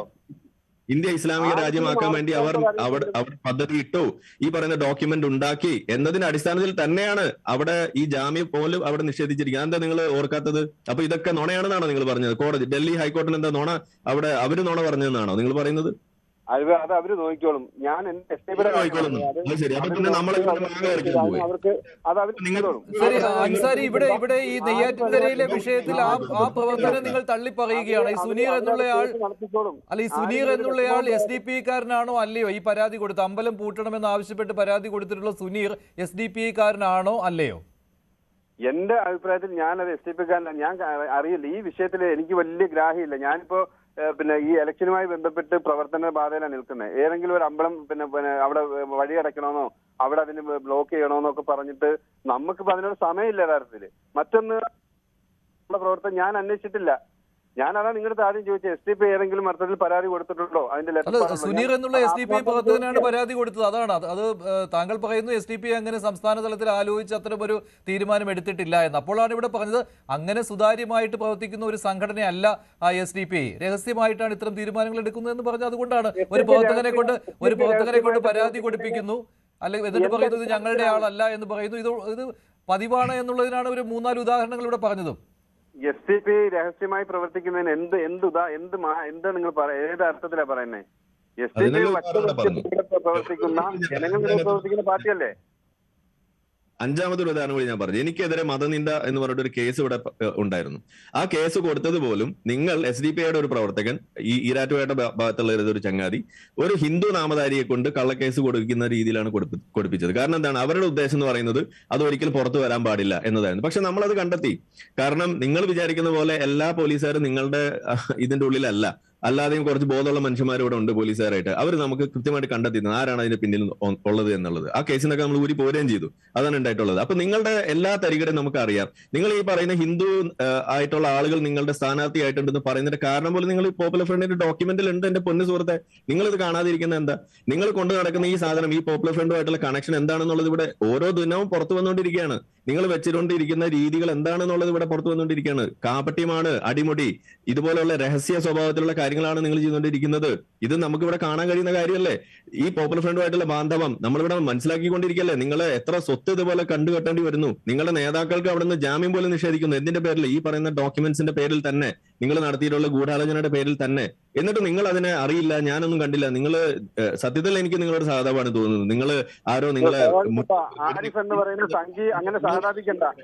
ഈ സംഘപരിവാര RSSകാര് പോലീസ് സേനയിൽ നിറഞ്ഞു കയറി എന്ന് പറയുന്നത്. ഇപ്പൊ ഈ ചർച്ച നടന്ന എന്താ? SDPI ഒരു ഉദ്യോഗസ്ഥർ അല്ലെങ്കിൽ ഏതെങ്കിലും സർക്കാർ ഓഫീസിൽ വന്നാൽ ഇടതുപക്ഷം ഈസിയായിട്ട് അവരുടെ അനുകൂലമായി നിൽക്കുന്നു എന്നാണല്ലോ. ഇപ്പൊ ആരിഫ് എന്ന് പറയുന്ന ഈ സംഘി തന്നെ പറയുന്നത് എന്താ? അദ്ദേഹം തന്നെ പറയുന്നത് എനിക്കും അനുകൂലമുള്ള ആൾക്കാരുണ്ട്, RSSകാരെ അങ്ങോട്ടുണ്ട്, ഞങ്ങൾ പറഞ്ഞാലും ആരിഫ് എന്ന് പറയുന്ന സംഘി ഞങ്ങൾ പറയുന്നത് ഈ പറയുന്ന പച്ച പോലീസ് മാത്രമല്ല, ബോധമുള്ള നല്ല പോലീസുകാർ. ആ വിഷയത്തിലേക്ക് വന്നതുകൊണ്ടാണ് പ്രജേഷ്, ഇവിടെ സംസ്ഥാന സർക്കാർ SDPI ഉന്നയിക്കുന്ന ആവശ്യങ്ങൾക്ക് ചെവി കൊടുക്കുന്നു എന്നുള്ള രീതിയിൽ കൂടി ആരോപണമുണ്ടല്ലോ. താങ്കളും ആ രീതിയിൽ പ്രതികരിക്കുന്നയാളാണല്ലോ അല്ലെ? അങ്ങനെയാണെങ്കിൽ SDPI കൊടുക്കുന്ന ഞാനതാണ് ഈ ചർച്ചയുടെ ആദ്യ ഭാഗത്ത് ഞാൻ പറഞ്ഞത്. ഭരണകൂടം കുറച്ചുകൂടെ ശ്രദ്ധയോടെ വേണ്ടിയിരുന്നു ഇത് കൈകാര്യം ചെയ്യാനെന്ന് ഞാൻ പറയാൻ കാരണം അതാണ്. ഒരു പരാതി കിട്ടിയ പാടെ ഈ പ്രത്യേകിച്ച് ഇങ്ങനൊരു വിഷയത്തിൽ മറുവശം കേൾക്കാൻ നിൽക്കാതെ, അല്ലെങ്കിൽ വിശ്വാസികളെ കണക്കിലെടുക്കാതെ, എല്ലാ ഭാഗത്തിൻ്റെയും വിശ്വാസം കണക്കിലെടുക്കാതെ ഒരു നടപടി എടുക്കുകയാണ് അദ്ദേഹം അധികൃതർ ചെയ്തത്. അത് തീർച്ചയായിട്ടും നമ്മളെ കൊണ്ട് ചെന്ന് എത്തിക്കുന്ന കൺക്ലൂഷൻ SDPIയുടെ വാക്കുകൾക്ക് വലിയ വില ഭരണകൂടം കൊടുക്കുന്നു എന്നാണല്ലോ. അതായത് വെയിറ്റേജ് വരുന്നു എന്നല്ലേ? വെയിറ്റേജ് വരുന്നു എന്നാണല്ലോ താങ്കൾ ഉദ്ദേശിക്കുന്നത്? അതെ, ഇത് അതിലേക്ക് ഇനി ഞാൻ പോകുന്നതിന് മുമ്പ് ഞാൻ വേറെ ഒരു പോയിന്റ് കൂടെ എനിക്ക് പറയാനുണ്ട്. ഇപ്പോൾ സുനീറിന്റെ കാര്യം പറഞ്ഞു. ഏതാണ് സുനീർ എന്ന് അറിയില്ല എന്നാണ് ശ്രീ അൻസാരി പറയുന്നത്. ഇത് തന്നെയാണ് പ്രശ്നം. നമുക്ക് അവിടെ ഉള്ള ക്ഷേത്ര അധികാരികൾക്കാവട്ടെ, ബാക്കിയുള്ള ചുറ്റുപാടുള്ളവർക്കാവട്ടെ, അവർക്ക് ഒരു സംശയമില്ലാത്ത കാര്യമാണ് SDPI ആണ് ഇതിന്റെ പിന്നിൽ. പക്ഷേ അത് ഔദ്യോഗികമായൊരു ലെറ്റർ പാഡിലോ ഔദ്യോഗികമായിട്ടുള്ള ആവശ്യമോ അല്ലാതെ അങ്ങനെ ഒരു ആവശ്യം ഉന്നയിക്കുക എന്നുള്ളത് SDPIയെ സംബന്ധിച്ചിടത്തോളം പ്രധാനമാണ്. അങ്ങനെയാണെന്നുണ്ടെങ്കിൽ അവർക്കത് കൈയൊഴിയാം. അതേസമയം ഇതുണ്ടാക്കുന്ന ആഘാതം എത്ര കണ്ടെന്ന് അവർക്ക് പഠിക്കുകയും ചെയ്യാം. അപ്പം ഇത് വളരെ പരസ്യമായിട്ട് ഞങ്ങളുടെ ഭാഗത്തുനിന്ന് വന്നൊരാവശ്യമാണ് എന്ന് രേഖകളിൽ ഇല്ലാതിരിക്കുക എന്നുള്ളത് അവർ ശ്രദ്ധിക്കുമെന്നുള്ളത് ഉറപ്പാണ്. ഇത് പറയുമ്പോഴും അദ്ദേഹം ശ്രീ അൻസാരി പറയുന്നത് മറ്റേ പ്രോപ്പറായിട്ടുള്ള അനുമതി ക്ഷേത്രം വാങ്ങിയിട്ടില്ല എന്നാണ് അദ്ദേഹം മനസ്സിലാക്കുന്നത് എന്നുള്ളതാണ്. അപ്പോൾ അദ്ദേഹം മുസ്ലിം വിശ്വാസികളുടെ, ഇസ്ലാമിക വിശ്വാസികളുടെ പക്ഷത്ത് നിന്നുകൊണ്ട് രാഷ്ട്രീയം പറയുന്ന ഒരാളാണ്. ഇപ്പൊ വിശ്വാസം എന്നുള്ളത് എത്ര കണ്ട് പ്രധാനമാണെന്ന് അദ്ദേഹത്തിന് മനസ്സിലാവേണ്ടതാണ്. അപ്പോൾ അങ്ങനെ ഇരിക്കെ വിശ്വാസികളുടെ പക്ഷത്ത് നിന്ന് കാര്യങ്ങളെ കാണാൻ ഉള്ള ഒരു വിശാലത മറുപക്ഷത്ത് ഹിന്ദുമതമാകുമ്പോൾ അദ്ദേഹം കാണിക്കുന്നില്ല എന്നുള്ളത് വളരെ കൗതുകത്തോടെ മാത്രമേ എനിക്ക് കാണാൻ പറ്റുന്നുള്ളൂ. അപ്പോൾ ഇത് തന്നെയാണ് ഇതിന്റെ പ്രശ്നം. അത് ധ്വനിപ്പിക്കുന്നത് ഒരു ഒരു ഒരു ഒരു ഒരു ഒരു പ്രത്യേക എന്താ പറയുക, പ്രത്യേക തരത്തിൽ മറ്റേ തീവ്രമായിട്ടുള്ള ഒരു നിലപാടാണ്. ശരി, അൻസാരി. നമ്മുടെ കേരളത്തില് ഒരുപാട് ക്ഷേത്രങ്ങളുള്ള ഒരു കേരളത്തിലാണ് നമ്മൾ ജീവിക്കുന്നത്. കേരളത്തിലെ മതേതരത്വത്തെ കുറിച്ച് വളരെ കൃത്യമായ ധാരണയും ബോധബോധവും ഒക്കെ നമുക്കുണ്ട്. ഇതൊക്കെ ഈ രാജ്യത്ത്, ഈ കേരളത്തില് പൊതുസമൂഹത്തിൽ ഇടപെടുകയും നിത്യവും അതുമായി ബന്ധപ്പെട്ട് പ്രവർത്തിക്കുകയും ചെയ്യുന്ന ആളെന്ന നിലയിൽ ഈ അമ്പലം അതിന്റെ പ്രസക്തി അറിയാം, ആരാധനാലയങ്ങൾ അതിന്റെ പവിത്രത അറിയാം. ഇതൊക്കെ കൃത്യമായിട്ട് അറിഞ്ഞുകൊണ്ട് തന്നെയാണ് പ്രവർത്തിക്കുന്നത്. ഒരു ആരാധനാലയത്തിനെതിരായിട്ടും SDPയോ അല്ലെന്നുണ്ടെങ്കിൽ ഒരാളോ അതിനകത്ത് പോകരുതെന്നുള്ളത് തന്നെയാണ് നമ്മുടെ നിലപാട്. അതിനകത്തൊന്നും ഇതില്ല. അത് തെറ്റിദ്ധരിപ്പിക്കുന്ന നിലയിൽ പറയുന്നത് എന്നുള്ളത് മാത്രമേ ഉള്ളൂ. നമ്മെ സംബന്ധിച്ചിടത്തോളം ഞാൻ അവിടെ മനസ്സിലായി. ഞാനിപ്പോ ഈ ചർച്ചയിലോട്ട് വരുമ്പോഴാണ് ഞാൻ അവിടെ ഇങ്ങനെ മനസ്സിലാക്കുന്നത്, അവിടെ ഇങ്ങനെ എന്തോ ഒരു പ്രശ്നം ഉണ്ടായിട്ടുണ്ട്. അത് SDP എന്ന് പറയുന്ന, ഞാൻ അതാ ചോദിക്കുന്നത്, നമ്മുടെ ഘടനകൾ ഇടപെട്ടിരുന്നോ? ഞാൻ അവിടെ ചോദിച്ചു, ഇങ്ങനെ ചർച്ച നടക്കുന്നുണ്ട്, ഇന്നലെ മുതൽ ഇങ്ങനെ ഒരു വലിയ പ്രചരണം നടക്കുന്നത് എന്താണ്? അവൻ പറഞ്ഞു പാർട്ടി അതിനകത്ത് ഇടപെട്ടിട്ടില്ല. പാർട്ടിയുടെ ഇന്ന് ഓർത്ത് നോക്കണം, പാർട്ടിയുടെ ഭാരവാഹികൾക്ക് പോലും ആ വിഷയത്തെക്കുറിച്ച് അറിയില്ല. അതാ രസം. ഞാൻ അവിടുത്തെ ഉത്തരവാദിത്തപ്പെട്ടവർ വിളിക്കുമ്പോൾ പറയുന്ന അങ്ങനെ ഒരു വിഷയം ഞാൻ കേട്ടിരുന്നു, പക്ഷെ അതിനെക്കുറിച്ച് കൂടുതൽ അറിയില്ല എന്ന് പറഞ്ഞാൽ അവർ അതുപോലും ശ്രദ്ധിക്കാത്ത നിലയിൽ ഇലക്ഷൻ വർക്കുകളിലാണ് ഉള്ളത്. അപ്പൊ അവിടെ പിന്നെ ഇപ്പൊ നമ്മൾ അന്വേഷിക്കുമ്പോൾ ഏതൊരു സുനീർ കൊടുത്തു എന്ന് പറയുന്നു, അത് SDPയുടെ പ്രവർത്തകനാണെന്ന് ഞാൻ ചർച്ച വരുമ്പോഴാണ് അറിയുന്നത്. അവിടെ ഞാൻ കൃത്യമായി ചോദിക്കുന്നു, ഏതെങ്കിലും ലെറ്റർപാടുണ്ടോ?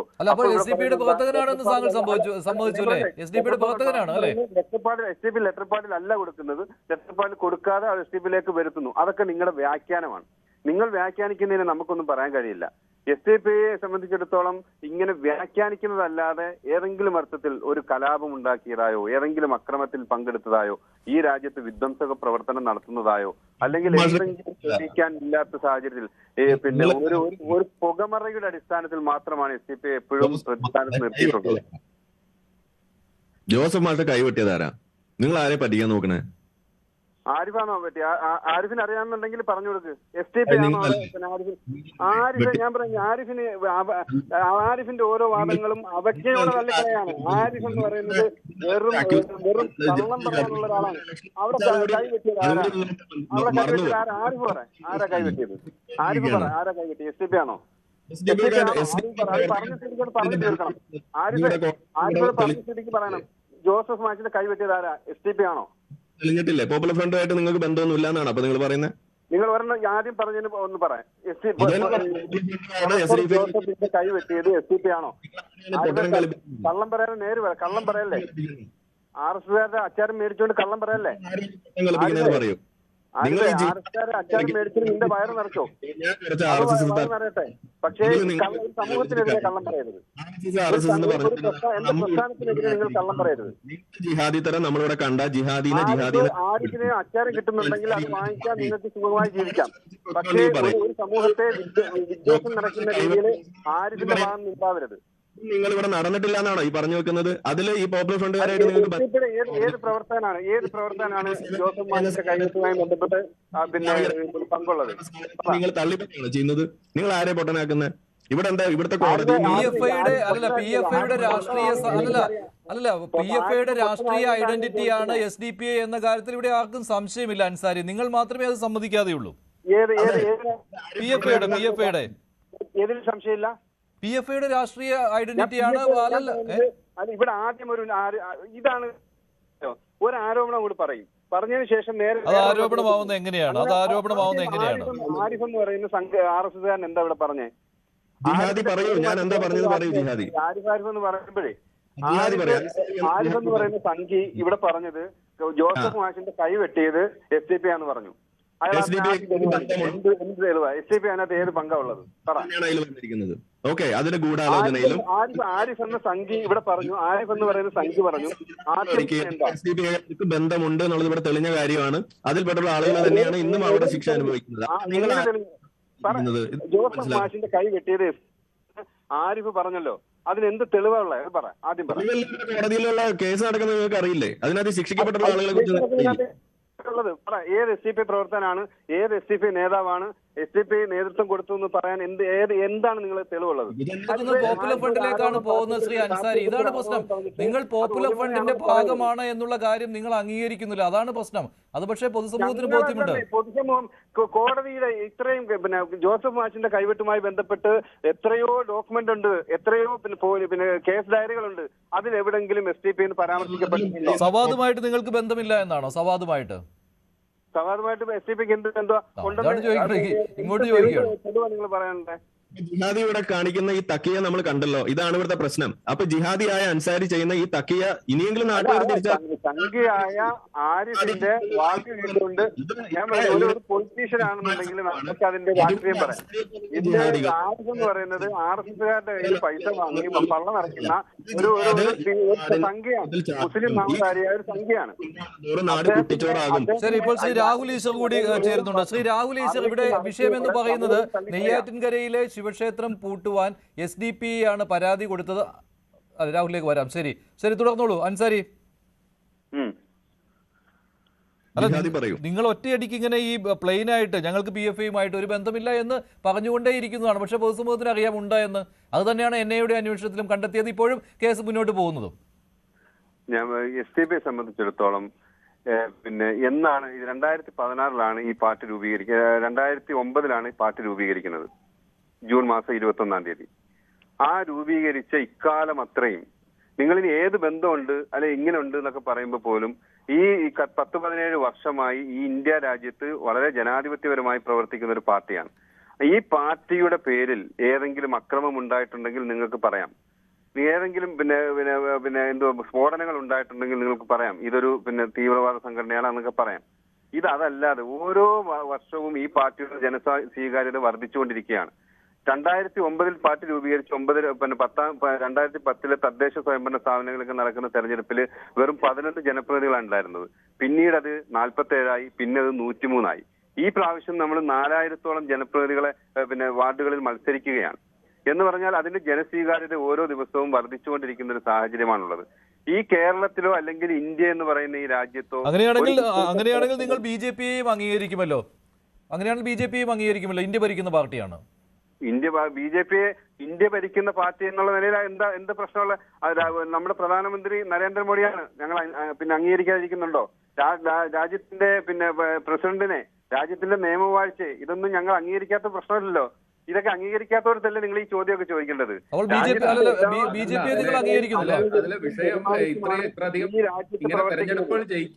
ഇങ്ങനെ തെരഞ്ഞെടുപ്പുകൾ ജയിക്കുന്നു എന്നുള്ളത് വിശ്വാസ്യതയുടെ മാനദണ്ഡമാണെന്നുണ്ടെങ്കിൽ കൂടുതൽ വിശ്വാസ്യത ഉള്ളത് BJPക്ക് ആയിരിക്കണമല്ലോ.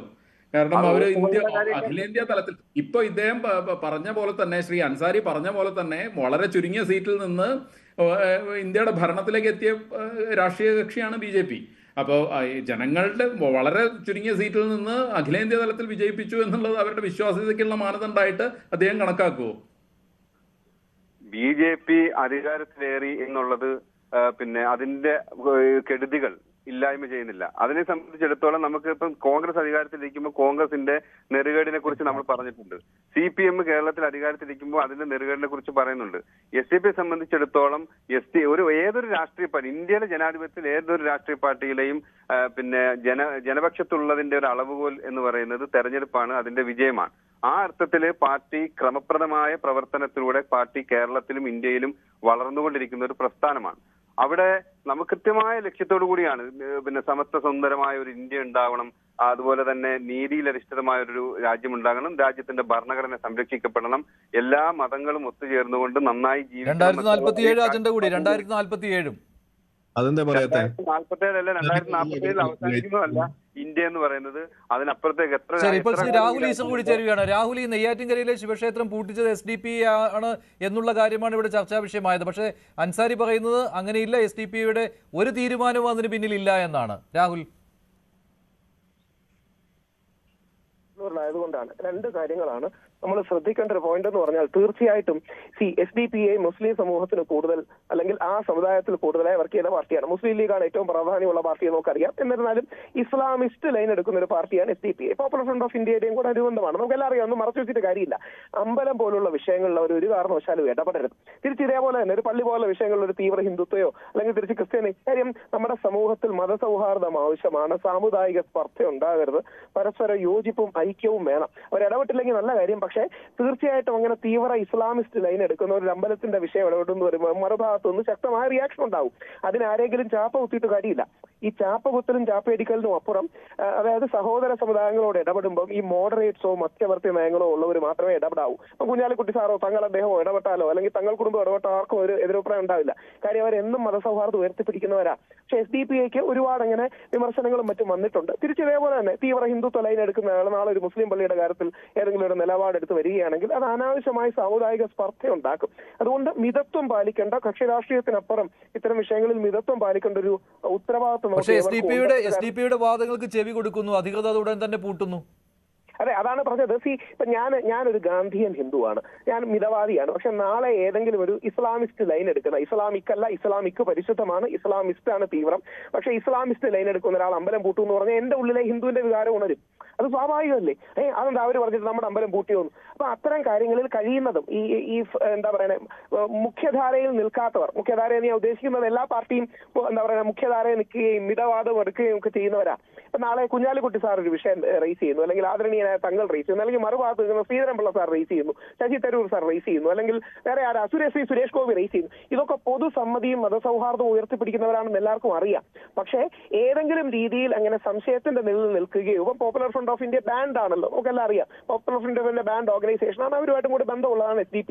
അപ്പൊ അങ്ങനെയുള്ളവർ ഇടപെട്ടിട്ടില്ല എന്ന് പറഞ്ഞാൽ നല്ല കാര്യം. പക്ഷേ കഴിയുന്നത്ര ഇടപെടരുത്.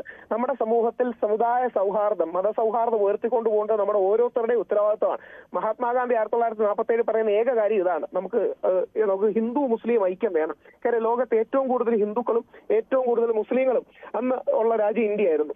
അപ്പം ഒരു ബാലൻസിൽ ഇത് കൊണ്ടുപോകാനുള്ള ഉത്തരവാദിത്തം നമുക്ക് ഓരോരുത്തർക്കും ഉണ്ട്. ശരി ആരിഫ്, ഒരു ബാലൻസ് വേണം ഇക്കാര്യത്തിൽ എന്നാണ്. SDP അദ്ദേഹം പിന്തുണയ്ക്കുന്നില്ല. രാഹുൽ, അതെ, അത് നല്ല നിലപാട് തന്നെയാണ്. പക്ഷേ ഈ കുഞ്ഞാലിക്കുട്ടിയെ പോലെയുള്ള ആളുകൾ, മിതവാദികൾ വന്നതെല്ലാം ശരിയാവെന്ന് പറയുന്നതിനോട് പൂർണ്ണമായിട്ട് എനിക്ക് യോജിക്കാൻ കഴിയില്ല. കാരണം അതല്ല നമ്മളിവിടെ മായ കാര്യമാണ് ഇവിടെ കണ്ടിട്ടുള്ളത്. കാരണം ഇവിടെ വഖഫ് ഇഷ്യൂ ഇവിടെ മുനമ്പത്ത് വന്നപ്പോ ഈ മുസ്ലിം ലീഗിന്റെ ആളുകൾ പോയിട്ട് അവിടെ ഒരിക്കലും അവര് ആ പറയുന്ന മുനമ്പത്തെ ജനങ്ങളുടെ പ്രശ്നത്തിനോടൊപ്പം അല്ല അവർ നിന്നിട്ടുള്ളത്. നിങ്ങൾക്ക് വേറെ സ്ഥലം കണ്ടെത്തി തരാം എന്ന രീതിയിൽ അവിടെ കുടിയിറക്കുന്നതിന് തുല്യമായ രീതിയിലുള്ള സ്റ്റേറ്റ്മെന്റ്സ് വെച്ചിട്ടാണ് അവിടെ അവർ കൂടുതൽ പ്രകോപനം സൃഷ്ടിച്ചിട്ടുള്ളത്. അപ്പൊ അതുകൊണ്ട് ഇവിടെ കറങ്ങിത്തിരിഞ്ഞ്, അതിപ്പോ മുസ്ലിം ലീഗ് ആയാലും ശരി, SDP ആയാലും ശരി, PFI ആയാലും ശരി, ഇതെല്ലാം കടക്കുന്നത് ഒരേ ആംഗിളിൽ നിൽക്കുന്ന സാധനങ്ങൾ തന്നെയാണ്. ഒന്ന് വീര്യം കുറഞ്ഞത്, ഒന്ന് വീര്യം കൂടിയത്, അത്ര വ്യത്യാസമുള്ളൂ. അപ്പൊ ഞാൻ പറയാ, ഇവിടെ ബോധമുള്ള ആളുകൾ, സെക്യുലർ ആയിട്ട് നിലനിൽക്കണം എന്ന് ആഗ്രഹമുള്ള ആളുകൾ ഇതിനെ രണ്ടിനെ ഒരേപോലെ ചൂണ്ടിക്കാണിക്കാൻ മുന്നോട്ട് വരികയാണ് വേണ്ടത്. അല്ലാതെ ബാലൻസ് ചെയ്യാൻ വേണ്ടി നിന്നോട്ടൊന്നും കാര്യമൊന്നുമില്ല എന്നുള്ളതാണ് എനിക്ക് രാഹുലിനോട് അതിനകത്ത് തിരുത്താനുള്ളത്. രാഹുൽ ടെലിഫോൺ ലൈനിൽ ഇല്ല അല്ലേ? ഇല്ല. ശരി, ശ്രീ പ്രജേഷ്, ഇക്കാര്യത്തിൽ അൻസാരി ഇങ്ങനെ ഒരു നിലപാട് സ്വീകരിച്ചതോടുകൂടി SDP ഇനി സംശയനിഴലിൽ നിർത്തണോ വേണ്ടയോ ഈ നെയ്യാറ്റിൻകരയിലെ വിഷയത്തിൽ? SDP നേതൃത്വം എല്ലായ്പ്പോഴും സുതാര്യതയില്ലായ്മ കാണിക്കുന്നു എന്നായിരുന്നു ഈ ചർച്ചയുടെ ആദ്യ ഭാഗത്ത് ഞാൻ പറഞ്ഞത്. അത് തന്നെയാണ് ഇപ്പോഴും പറയാനുള്ളത്. അപ്പോൾ അദ്ദേഹം പറയുന്ന പല വാദങ്ങളും അദ്ദേഹം തന്നെ കണക്കിലെടുക്കുന്നില്ല. ഇപ്പോൾ BJP കാര്യം വരുമ്പോൾ അദ്ദേഹം കണക്കിലെടുക്കും. ആദ്യം BJP പരിപൂർണമായിട്ട് സ്വീകരിക്കാൻ സന്നദ്ധനാവുമോ? ഇല്ലല്ലോ. അപ്പോൾ ചില പ്രദേശങ്ങളിൽ SDP സ്വീകാര്യത ഉണ്ട് എന്നുള്ളത് അവരുടെ വിശ്വാസ്യതയുടെ മാനദണ്ഡമേ അല്ല. എല്ലാ കാലത്തും ഇപ്പം അദ്ദേഹം BJP കാണുന്ന പോലെ തന്നെയാണ് കേരളത്തിൻ്റെ പൊതുസമൂഹം പൊതുവെ SDP കാണുന്നത്. ചില പോക്കറ്റുകളിൽ അവർക്ക് സ്വാധീനമുണ്ട്, അത് വസ്തുതയാണ്. പക്ഷേ അതിലേറെ ഭയക്കേണ്ടത് അവർക്ക് മറ്റേ സാമൂഹ്യ മാധ്യമങ്ങളിലുള്ള സ്വാധീനത്തെയാണ്. സാമൂഹ്യ മാധ്യമങ്ങളിൽ അല്ലെങ്കിൽ പരമ്പരാഗതമായിട്ടുള്ള പ്രിന്റ് മീഡിയയിൽ ഇതിലൊക്കെ ഉള്ള സ്വാധീനം വെച്ചിട്ടാണ് അവർ കേരളത്തിലെ അഭിപ്രായ രൂപീകരണം നടത്താൻ അവർക്ക് സാധിക്കുന്നത്. അപ്പോൾ ഈ അഭിപ്രായ രൂപീകരണം എപ്പോഴും അവരുടെ പക്ഷത്തേക്ക് ചാഞ്ഞു നിൽക്കും. അതിൻ്റെ ഒരു കാരണം ഒരു പരിധി വിട്ട് തീവ്രമായിട്ടുള്ള ഇസ്ലാമിസ്റ്റ് നിലപാടുകളെ പോലും എതിർക്കാൻ കേരളത്തിൻ്റെ സാംസ്കാരിക മണ്ഡലം ഭയക്കുന്നു എന്നുള്ളതാണ്. അങ്ങനെ എതിർത്ത് കഴിഞ്ഞാൽ അത് നിങ്ങൾ മുസ്ലിം വിരുദ്ധനാണെന്നോ അല്ലെങ്കിൽ നിങ്ങൾ സംഘിയാണെന്നോ അല്ലെങ്കിൽ നിങ്ങൾക്ക് ഇസ്ലാമോഫോബിയ ഉണ്ടെന്നോ ഒക്കെ പറയുക എന്നുള്ളത് കേരളത്തിൽ വളരെ എളുപ്പമുള്ള കാര്യമാണ്. അത് വളരെ മുതിർന്ന പത്രപ്രവർത്തകർ പറയാറുണ്ട്, എഴുത്തുകാർ പറയാറുണ്ട്, സാംസ്കാരിക നായകർ എന്ന് പറയുന്നവർ പറയാറുണ്ട്. ഇപ്പോൾ ഈ കാരണങ്ങളെ കൊണ്ട് SDPIയെ ഒരു പരിധി വരെ പ്രൊട്ടക്റ്റ് ചെയ്യുന്ന, പ്രത്യക്ഷമായോ അല്ലെങ്കിൽ ഡെലിബറേറ്റ് ആയോ അല്ലാതെയോ പ്രൊട്ടക്റ്റ് ചെയ്യുന്ന ഒരു നിലപാട് കേരളത്തിൻ്റെ പൊതു മണ്ഡലത്തിനുണ്ട്. ഇതാണ് SDPIക്ക് വാസ്തവത്തിൽ വളമായി തീരുന്നത്. ശരി അൻസാരി, ആ പ്രൊട്ടക്ഷൻ നിങ്ങൾക്ക് കിട്ടുന്നുണ്ട്? ഏത് പ്രൊട്ടക്ഷൻ SDPIക്ക് കിട്ടുന്നതെന്ന് എനിക്ക് മനസ്സിലാവുന്നില്ല. SDPI ഒരു വിഷയത്തിൽ ഇടപെടാതെ തന്നെ പ്രതിസ്ഥാനത്ത് നിർത്തി ഇത്തരം ചർച്ചകൾ നടത്തുന്നതിന് നേതൃത്വം കൊടുക്കുന്നവരാണ് പറയുന്ന നേരത്തെ അൻസാരി. അതിന്റെ പ്രശ്നം നിങ്ങളുടെ പ്രവർത്തകരെ എന്നാൽ നിങ്ങൾ അടക്കിയിരുത്തൂ. അവരാണിത് മുൻകൈ എടുക്കുന്നത്. എന്ത് തെറ്റാണ് ഞങ്ങളുടെ പ്രവർത്തകർ ചെയ്തത്? ഏതോ ഞാൻ പറയട്ടെ, ഏത് വിഷയം നിങ്ങൾ എടുത്താലും SDPI ഒരു പ്രതിസ്ഥാനത്ത് നിർത്തിക്കൊണ്ടുള്ള ചർച്ച. ഇപ്പൊ ഇതിനകത്ത് തന്നെ നോക്ക്, SDPIയുടെ വാദങ്ങൾ പറയാൻ ഞാൻ മാത്രമേ ഉള്ളൂ. RSSന്റെ വാദം പറയാൻ ഇപ്പുറത്ത് വേറൊരാളുണ്ട്, ആരിഫുണ്ട്. ഇവരൊക്കെയും RSSന്റെ വാദങ്ങളാണ് പറയുന്നത്. ഇപ്പോ രാഹുൽ ഈശ്വർ പോലും പറഞ്ഞത് എന്താ, സുരേഷ് ഗോപി അടക്കമുള്ളവർ പറഞ്ഞാൽ അത് പൊതുസമൂഹം അംഗീകരിക്കുന്ന ഒരു മിതവാദിയാണ് എന്നാണ് പറയുന്നത്. അപ്പൊ സുരേഷ് ഗോപി എന്ന് പറയുന്ന ഒരു BJPയുടെ ഒരു MP അദ്ദേഹത്തിന്റെയൊക്കെ ഒരു മിതവാദി എന്ന നിലയിലേക്ക് മനസ്സ് പാകപ്പെടുന്ന ഒരു രീതിയിലേക്ക് നമ്മുടെ കേരളത്തിൽ മാറുന്നത്. അതൊക്കെ കേരളത്തിൽ ഇവിടെ നേരത്തെ സുഹൃത്ത് പറഞ്ഞിരുന്നു BJP അംഗീകരിക്കുന്നു. ഒരു കാലത്തും BJPയെയോ RSSനെയോ അംഗീകരിക്കാൻ നമുക്ക് കഴിയില്ല. കാരണം കേരളത്തിലേക്കുള്ള ഇന്ത്യയിൽ 1925 RSS രൂപീകരിച്ച അന്നു മുതൽ തന്നെ നൂറുകണക്കിന് കലാപങ്ങൾ ഉണ്ടാക്കിയ ഒരു പ്രസ്ഥാനമാണ് RSS. അതിന്റെ നേതൃത്വത്തിലാണ് BJP ഉണ്ടാവുന്നത്. BJP കഴിഞ്ഞ 10-11 വർഷമായിട്ട് ഈ രാജ്യത്ത് പ്രവർത്തിക്കുമ്പോൾ ഈ രാജ്യത്ത് ഉണ്ടാക്കിക്കൊണ്ടിരിക്കുന്ന നിയമ പ്രശ്നങ്ങൾ, വഖഫിനെതിരായ നിയമങ്ങൾ, അതുപോലെ തന്നെ ഓരോ നിയമങ്ങളും നിങ്ങൾ എടുത്തു നോക്ക് രാജ്യത്തിന്റെ ന്യൂനപക്ഷ വിഭാഗങ്ങൾക്കെതിരാണ്. നേരത്തെ സൂചിപ്പിച്ചു ഒരു ക്രിക്കറ്റ് താരത്തിന്റെ ഇത് വീട് ഇടിച്ചു നിരത്തിയെന്ന്. ഐ ലവ് മുഹമ്മദ്, അതായത് ഒരു സമൂഹത്തിന്റെ പ്രവാചകനെ ഇഷ്ടപ്പെടുന്നു എന്ന് പറഞ്ഞതിന്റെ പേരിൽ ഏതാണ്ട് 30ഓളം വീടുകൾ ഇടിച്ചു തകർത്ത ഒരു രാജ്യത്താണ് നമ്മൾ ജീവിക്കുന്നത്. നമ്മൾ മനസ്സിലാക്കേണ്ടത് ഈ ബുൾഡോസർ രാജ്യം എന്ന് പറയുന്നത്. ഹോക്കി താരത്തിന് മുഹമ്മദ് ഷാഹിദിന്റെ കാര്യം പറഞ്ഞത് അത് അവരുടെ കുടുംബത്തിന് പോലും ആ പ്രശ്നമില്ല കേട്ടോ. കേരളത്തിൽ അങ്ങനെ ഒരു പ്രചാരണം നടത്തി എന്നാണ് പറഞ്ഞത്. അതിന് പിന്നിൽ SDPI ഇല്ല എന്ന് പറയാനാവില്ലെന്നാണ് പ്രജേഷ് പറഞ്ഞത്. മനുഷ്യ 25 ലക്ഷം മുസ്ലിങ്ങളെയാണ് നരേന്ദ്രമോദി അധികാരത്തിലേറിയതിനു ശേഷം ഭവനരഹിതരായിട്ടുള്ളത്. എന്ന് വെച്ചാൽ അവരെയൊക്കെയും വീടുകൾ ഇടിച്ചു നിരത്തിയിട്ട് ബുൾഡോസർ രാജ് നടപ്പിലാക്കുകയാണ്. ഈ ബുൾഡോസർ രാജ് നടപ്പിലാക്കിയത് മുമ്പ് എവിടാണെന്നറിയോ? ഇസ്രയേലിലാണ്. ഇസ്രയേലിൽ നിന്ന് ബുൾഡോസർ രാജ് എന്ന് പറയുന്ന ഒരു സംവിധാനം ലോകത്ത് അത് കടമെടുത്തിട്ടുണ്ടെങ്കിൽ അത് ഇന്ത്യയിലാണ്. മുസ്ലിങ്ങളെ ഭവനരഹിതരാക്കിയെന്ന് അദ്ദേഹം പറയുന്നത് കേട്ടു. അത് എന്തിന്റെ അടിസ്ഥാനത്തിലാണെന്ന് എനിക്കറിയാം. നിങ്ങൾ സെർച്ച് ചെയ്ത് നോക്കൂ. സെർച്ച് ചെയ്യുന്നതല്ല, ഏത് അടിസ്ഥാനത്തിലാണ് താങ്കൾക്ക് ആ കണക്ക് കിട്ടിയത് എന്നുള്ളതാണ് എനിക്ക് അറിയേണ്ടത്. പിന്നെ ഞാൻ നേരത്തെ ക്രൈസ്തവർക്ക് നേരെ ആക്രമണം നടന്നിട്ടുണ്ട്. 4196 അക്രമങ്ങൾ ക്രൈസ്തവർക്ക് നേരെ നടന്നിട്ടുണ്ട്. മണിപ്പൂരിൽ ഓരോ ചർച്ചുകൾ മണിപ്പൂരിലില്ല. ഇന്ത്യയിലെ മുസ്ലിങ്ങൾ തെരുവിൽ കിടന്ന് കൊല്ലപ്പെടുന്ന നിലയിലേക്ക് ഈ രാജ്യത്തിന്റെ ഞാൻ നേരത്തെ പറഞ്ഞ ഒരു കാര്യം SDPIക്കെതിരെ വരുന്ന SDPIക്കെതിരെ രാജ്യത്തെ തെരുവുകളിൽ മുസ്ലിങ്ങൾ കൊല്ലപ്പെടുന്നു. ജയ് ശ്രീറാം വിളിക്കാത്തതിന്റെ പേരിൽ മുസ്ലിം സമൂഹത്തെ കൊല്ലപ്പെടുന്ന ഒരു രാജ്യമാണ് ഇന്ത്യ. ഞാൻ നേരത്തെ പറഞ്ഞ ഒരു കാര്യം, SDPIക്കെതിരെ വരുന്ന വിമർശനങ്ങളെ പറഞ്ഞാൽ ഈ RSSന് 100 വർഷമായി രാജ്യത്ത് നടത്തുന്ന അനേകായിരം കൊലപാതകങ്ങൾ നമുക്കറിയാം. ഗുജറാത്തിലെ കൊലപാതകങ്ങൾ നമ്മൾ ഒരു സിനിമയുമായി ബന്ധപ്പെട്ട് ഇപ്പോഴും ചർച്ച ചെയ്യപ്പെടുക. എമ്പുരാൻ എന്ന് പറയുന്ന സിനിമയില് ആ സിനിമയുമായി ബന്ധപ്പെട്ട് ചർച്ച ചെയ്തപ്പോഴൊക്കെ തന്നെയും ഈ പുതിയ തലമുറയ്ക്ക് അതിന് ബോധമുണ്ടാവുക എന്താണ് RSS അവിടെ ചെയ്തു കൂട്ടിയ അരും കൊലകൾ. ഇദ്ദേഹം ഞാൻ അദ്ദേഹത്തോട് പറയുന്നത് RSSനെയോ BJPയോ അംഗീകരിക്കണം എന്നൊന്നുമല്ല. ഞാൻ പറയുന്നത് RSSനെയോ BJPയെയോ അദ്ദേഹം എന്തുകൊണ്ട് വിശ്വാസത്തിലെടുക്കുന്നില്ല, അതുപോലെ തന്നെയാണ് SDPIയെ കേരളത്തിന്റെ പൊതുസമൂഹം വിശ്വാസത്തിലെടുക്കാത്തതെന്നാണ്. ഈ RSSനെ കുറിച്ച് ഞാൻ വ്യക്തമായി അവര് നടത്തിയ കലാപങ്ങൾ എണ്ണി പറഞ്ഞുകൊണ്ടാണ് പറയുന്നത്. STP കുറിച്ച് STP നടത്തിയ കലാപങ്ങൾ എണ്ണി പറഞ്ഞുകൊണ്ട് നിങ്ങൾ പറ. പിന്നെ വേറൊരു കാര്യം അദ്ദേഹം പറയുന്നത് SDPIയുടെ ഭാഗം പറയാൻ അദ്ദേഹം പറഞ്ഞ ഒരു കാര്യം SDPIയുടെ ഭാഗം പറയാൻ അദ്ദേഹം മാത്രമേ ഉള്ളൂ, ബാക്കി എല്ലാവരും RSSന്റെ വാദങ്ങളാണ് പറയുന്നതെന്നാണ്. ഇതാണ് ഞാൻ പറഞ്ഞ കാര്യം. ഇവരെ എതിർക്കുമ്പോൾ നിങ്ങൾക്ക് വളരെ എളുപ്പത്തിൽ എതിർക്കുന്ന ആളെ സംഖ്യയാണെന്ന് പറയാം, എതിർക്കുന്ന ആൾ ഇസ്ലാമോഫോബിക് ആണെന്ന് പറയാം, അല്ലെങ്കിൽ എതിർക്കുന്ന ആൾ മുസ്ലിം വിരോധിയാണെന്ന് പറയാം. ഇങ്ങനെ പറയുന്നത് കൊണ്ട് കൂടിയാണ് ഇവരെ എതിർക്കാൻ ആളുകൾ ഭയക്കുന്നത്. ഇവരെ എതിർക്കുന്നത് ഒരു സമുദായത്തോടുള്ള എതിർപ്പായിട്ട് ചിത്രീകരിക്കപ്പെട്ടേക്കുമോ, ഇവരെ എതിർക്കുന്നത് ഞാനൊരു മുസ്ലിം വിരോധിയാണ് എന്ന് ജനത്തിന് തോന്നിപ്പിച്ചേക്കുമോ എന്നുള്ളത് കൊണ്ട് കൂടിയാണ് ഇവരെ എതിർക്കാത്തത്. ഒരു കാര്യം ഇപ്പൊ അദ്ദേഹം ശരി ആരിഫ്, ഇവിടെ ചോദിക്കുന്നു കലാപം എവിടെ ഉണ്ടാക്കി എന്നാണ് ചോദിക്കുന്നത്. ഇപ്പൊ ഇന്നലെയും കൂടി നമ്മൾ ഇവിടെ കണ്ടത് എന്താണ്, ഈ പറയുന്ന ഇലക്ഷനുമായി ബന്ധപ്പെട്ടുകൊണ്ട് ഇവിടുത്തെ ശുചിത്വ മിഷൻ ഒരു പരിപാടി അവിടെ കാസർഗോഡ് നടത്തിയപ്പോ ഞാനത് പറയാൻ പോകുമായിരുന്നു. അതിനകത്ത് കലാപം ഉണ്ടാക്കിയത് ആരാണ്? ഈ SDPIക്കാരാണ്. അപ്പൊ നിങ്ങൾ ഉദ്ദേശിക്കുന്നത് ഗോത്ര പോലെ, അല്ലെങ്കിൽ ഗോത്ര പറയാൻ പാടില്ല എന്നാണല്ലോ, ഗുജറാത്ത് കലാപം പോലെ ആയില്ല എന്നതുകൊണ്ട് വേറെ ചെറിയ കലാപം, ചിന്ന കലാപങ്ങളൊന്നും നമ്മൾ പറയരുതെന്നാണോ SDPIക്കാർ ഉദ്ദേശിക്കുന്നത്? അത് നടപ്പില്ല. നിങ്ങൾ ചെറിയ രീതിയിൽ വാല് പൊക്കുമ്പോൾ പോലും നമ്മൾ അതിനെ സൂചിപ്പിക്കും. ഇനി ഒരു കാര്യം കൂടി വലിയ സംഭവമായിട്ട് എടുത്തല്ലോ, വലിയ കലാപം നടത്തിയ ഏറ്റവും വലിയ കലാപമാണ്. ശരി ശരി അൻസാരി, ഞാൻ ഇടപെടുകയാണ്, സമയം കഴിഞ്ഞു, അതുകൊണ്ടാണ്. ആരിഫ് പറഞ്ഞു നിർത്തൂ. ആരിഫേ വേറൊന്നും ഇല്ല പറയാൻ. അതായത് ഇവിടെ ഈ SDPIക്കാരുടെ ഈ നടത്തിക്കൊണ്ടിരിക്കുന്ന വേറൊന്നും ഇല്ല. ശരി ഞാൻ അവസാനിപ്പിക്കുകയാണ്. ശരി, നന്ദി. ചർച്ചയിൽ പങ്കെടുത്ത എല്ലാവർക്കും വിളിച്ചു കിടത്തുന്നത്.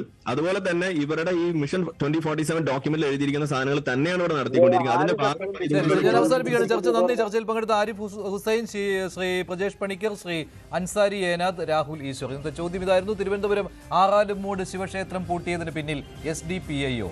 അതേ എന്ന് 75% പ്രേക്ഷകർ, അല്ല എന്ന് 19%. അവസാനിക്കുന്നു. നന്ദി, നമസ്കാരം.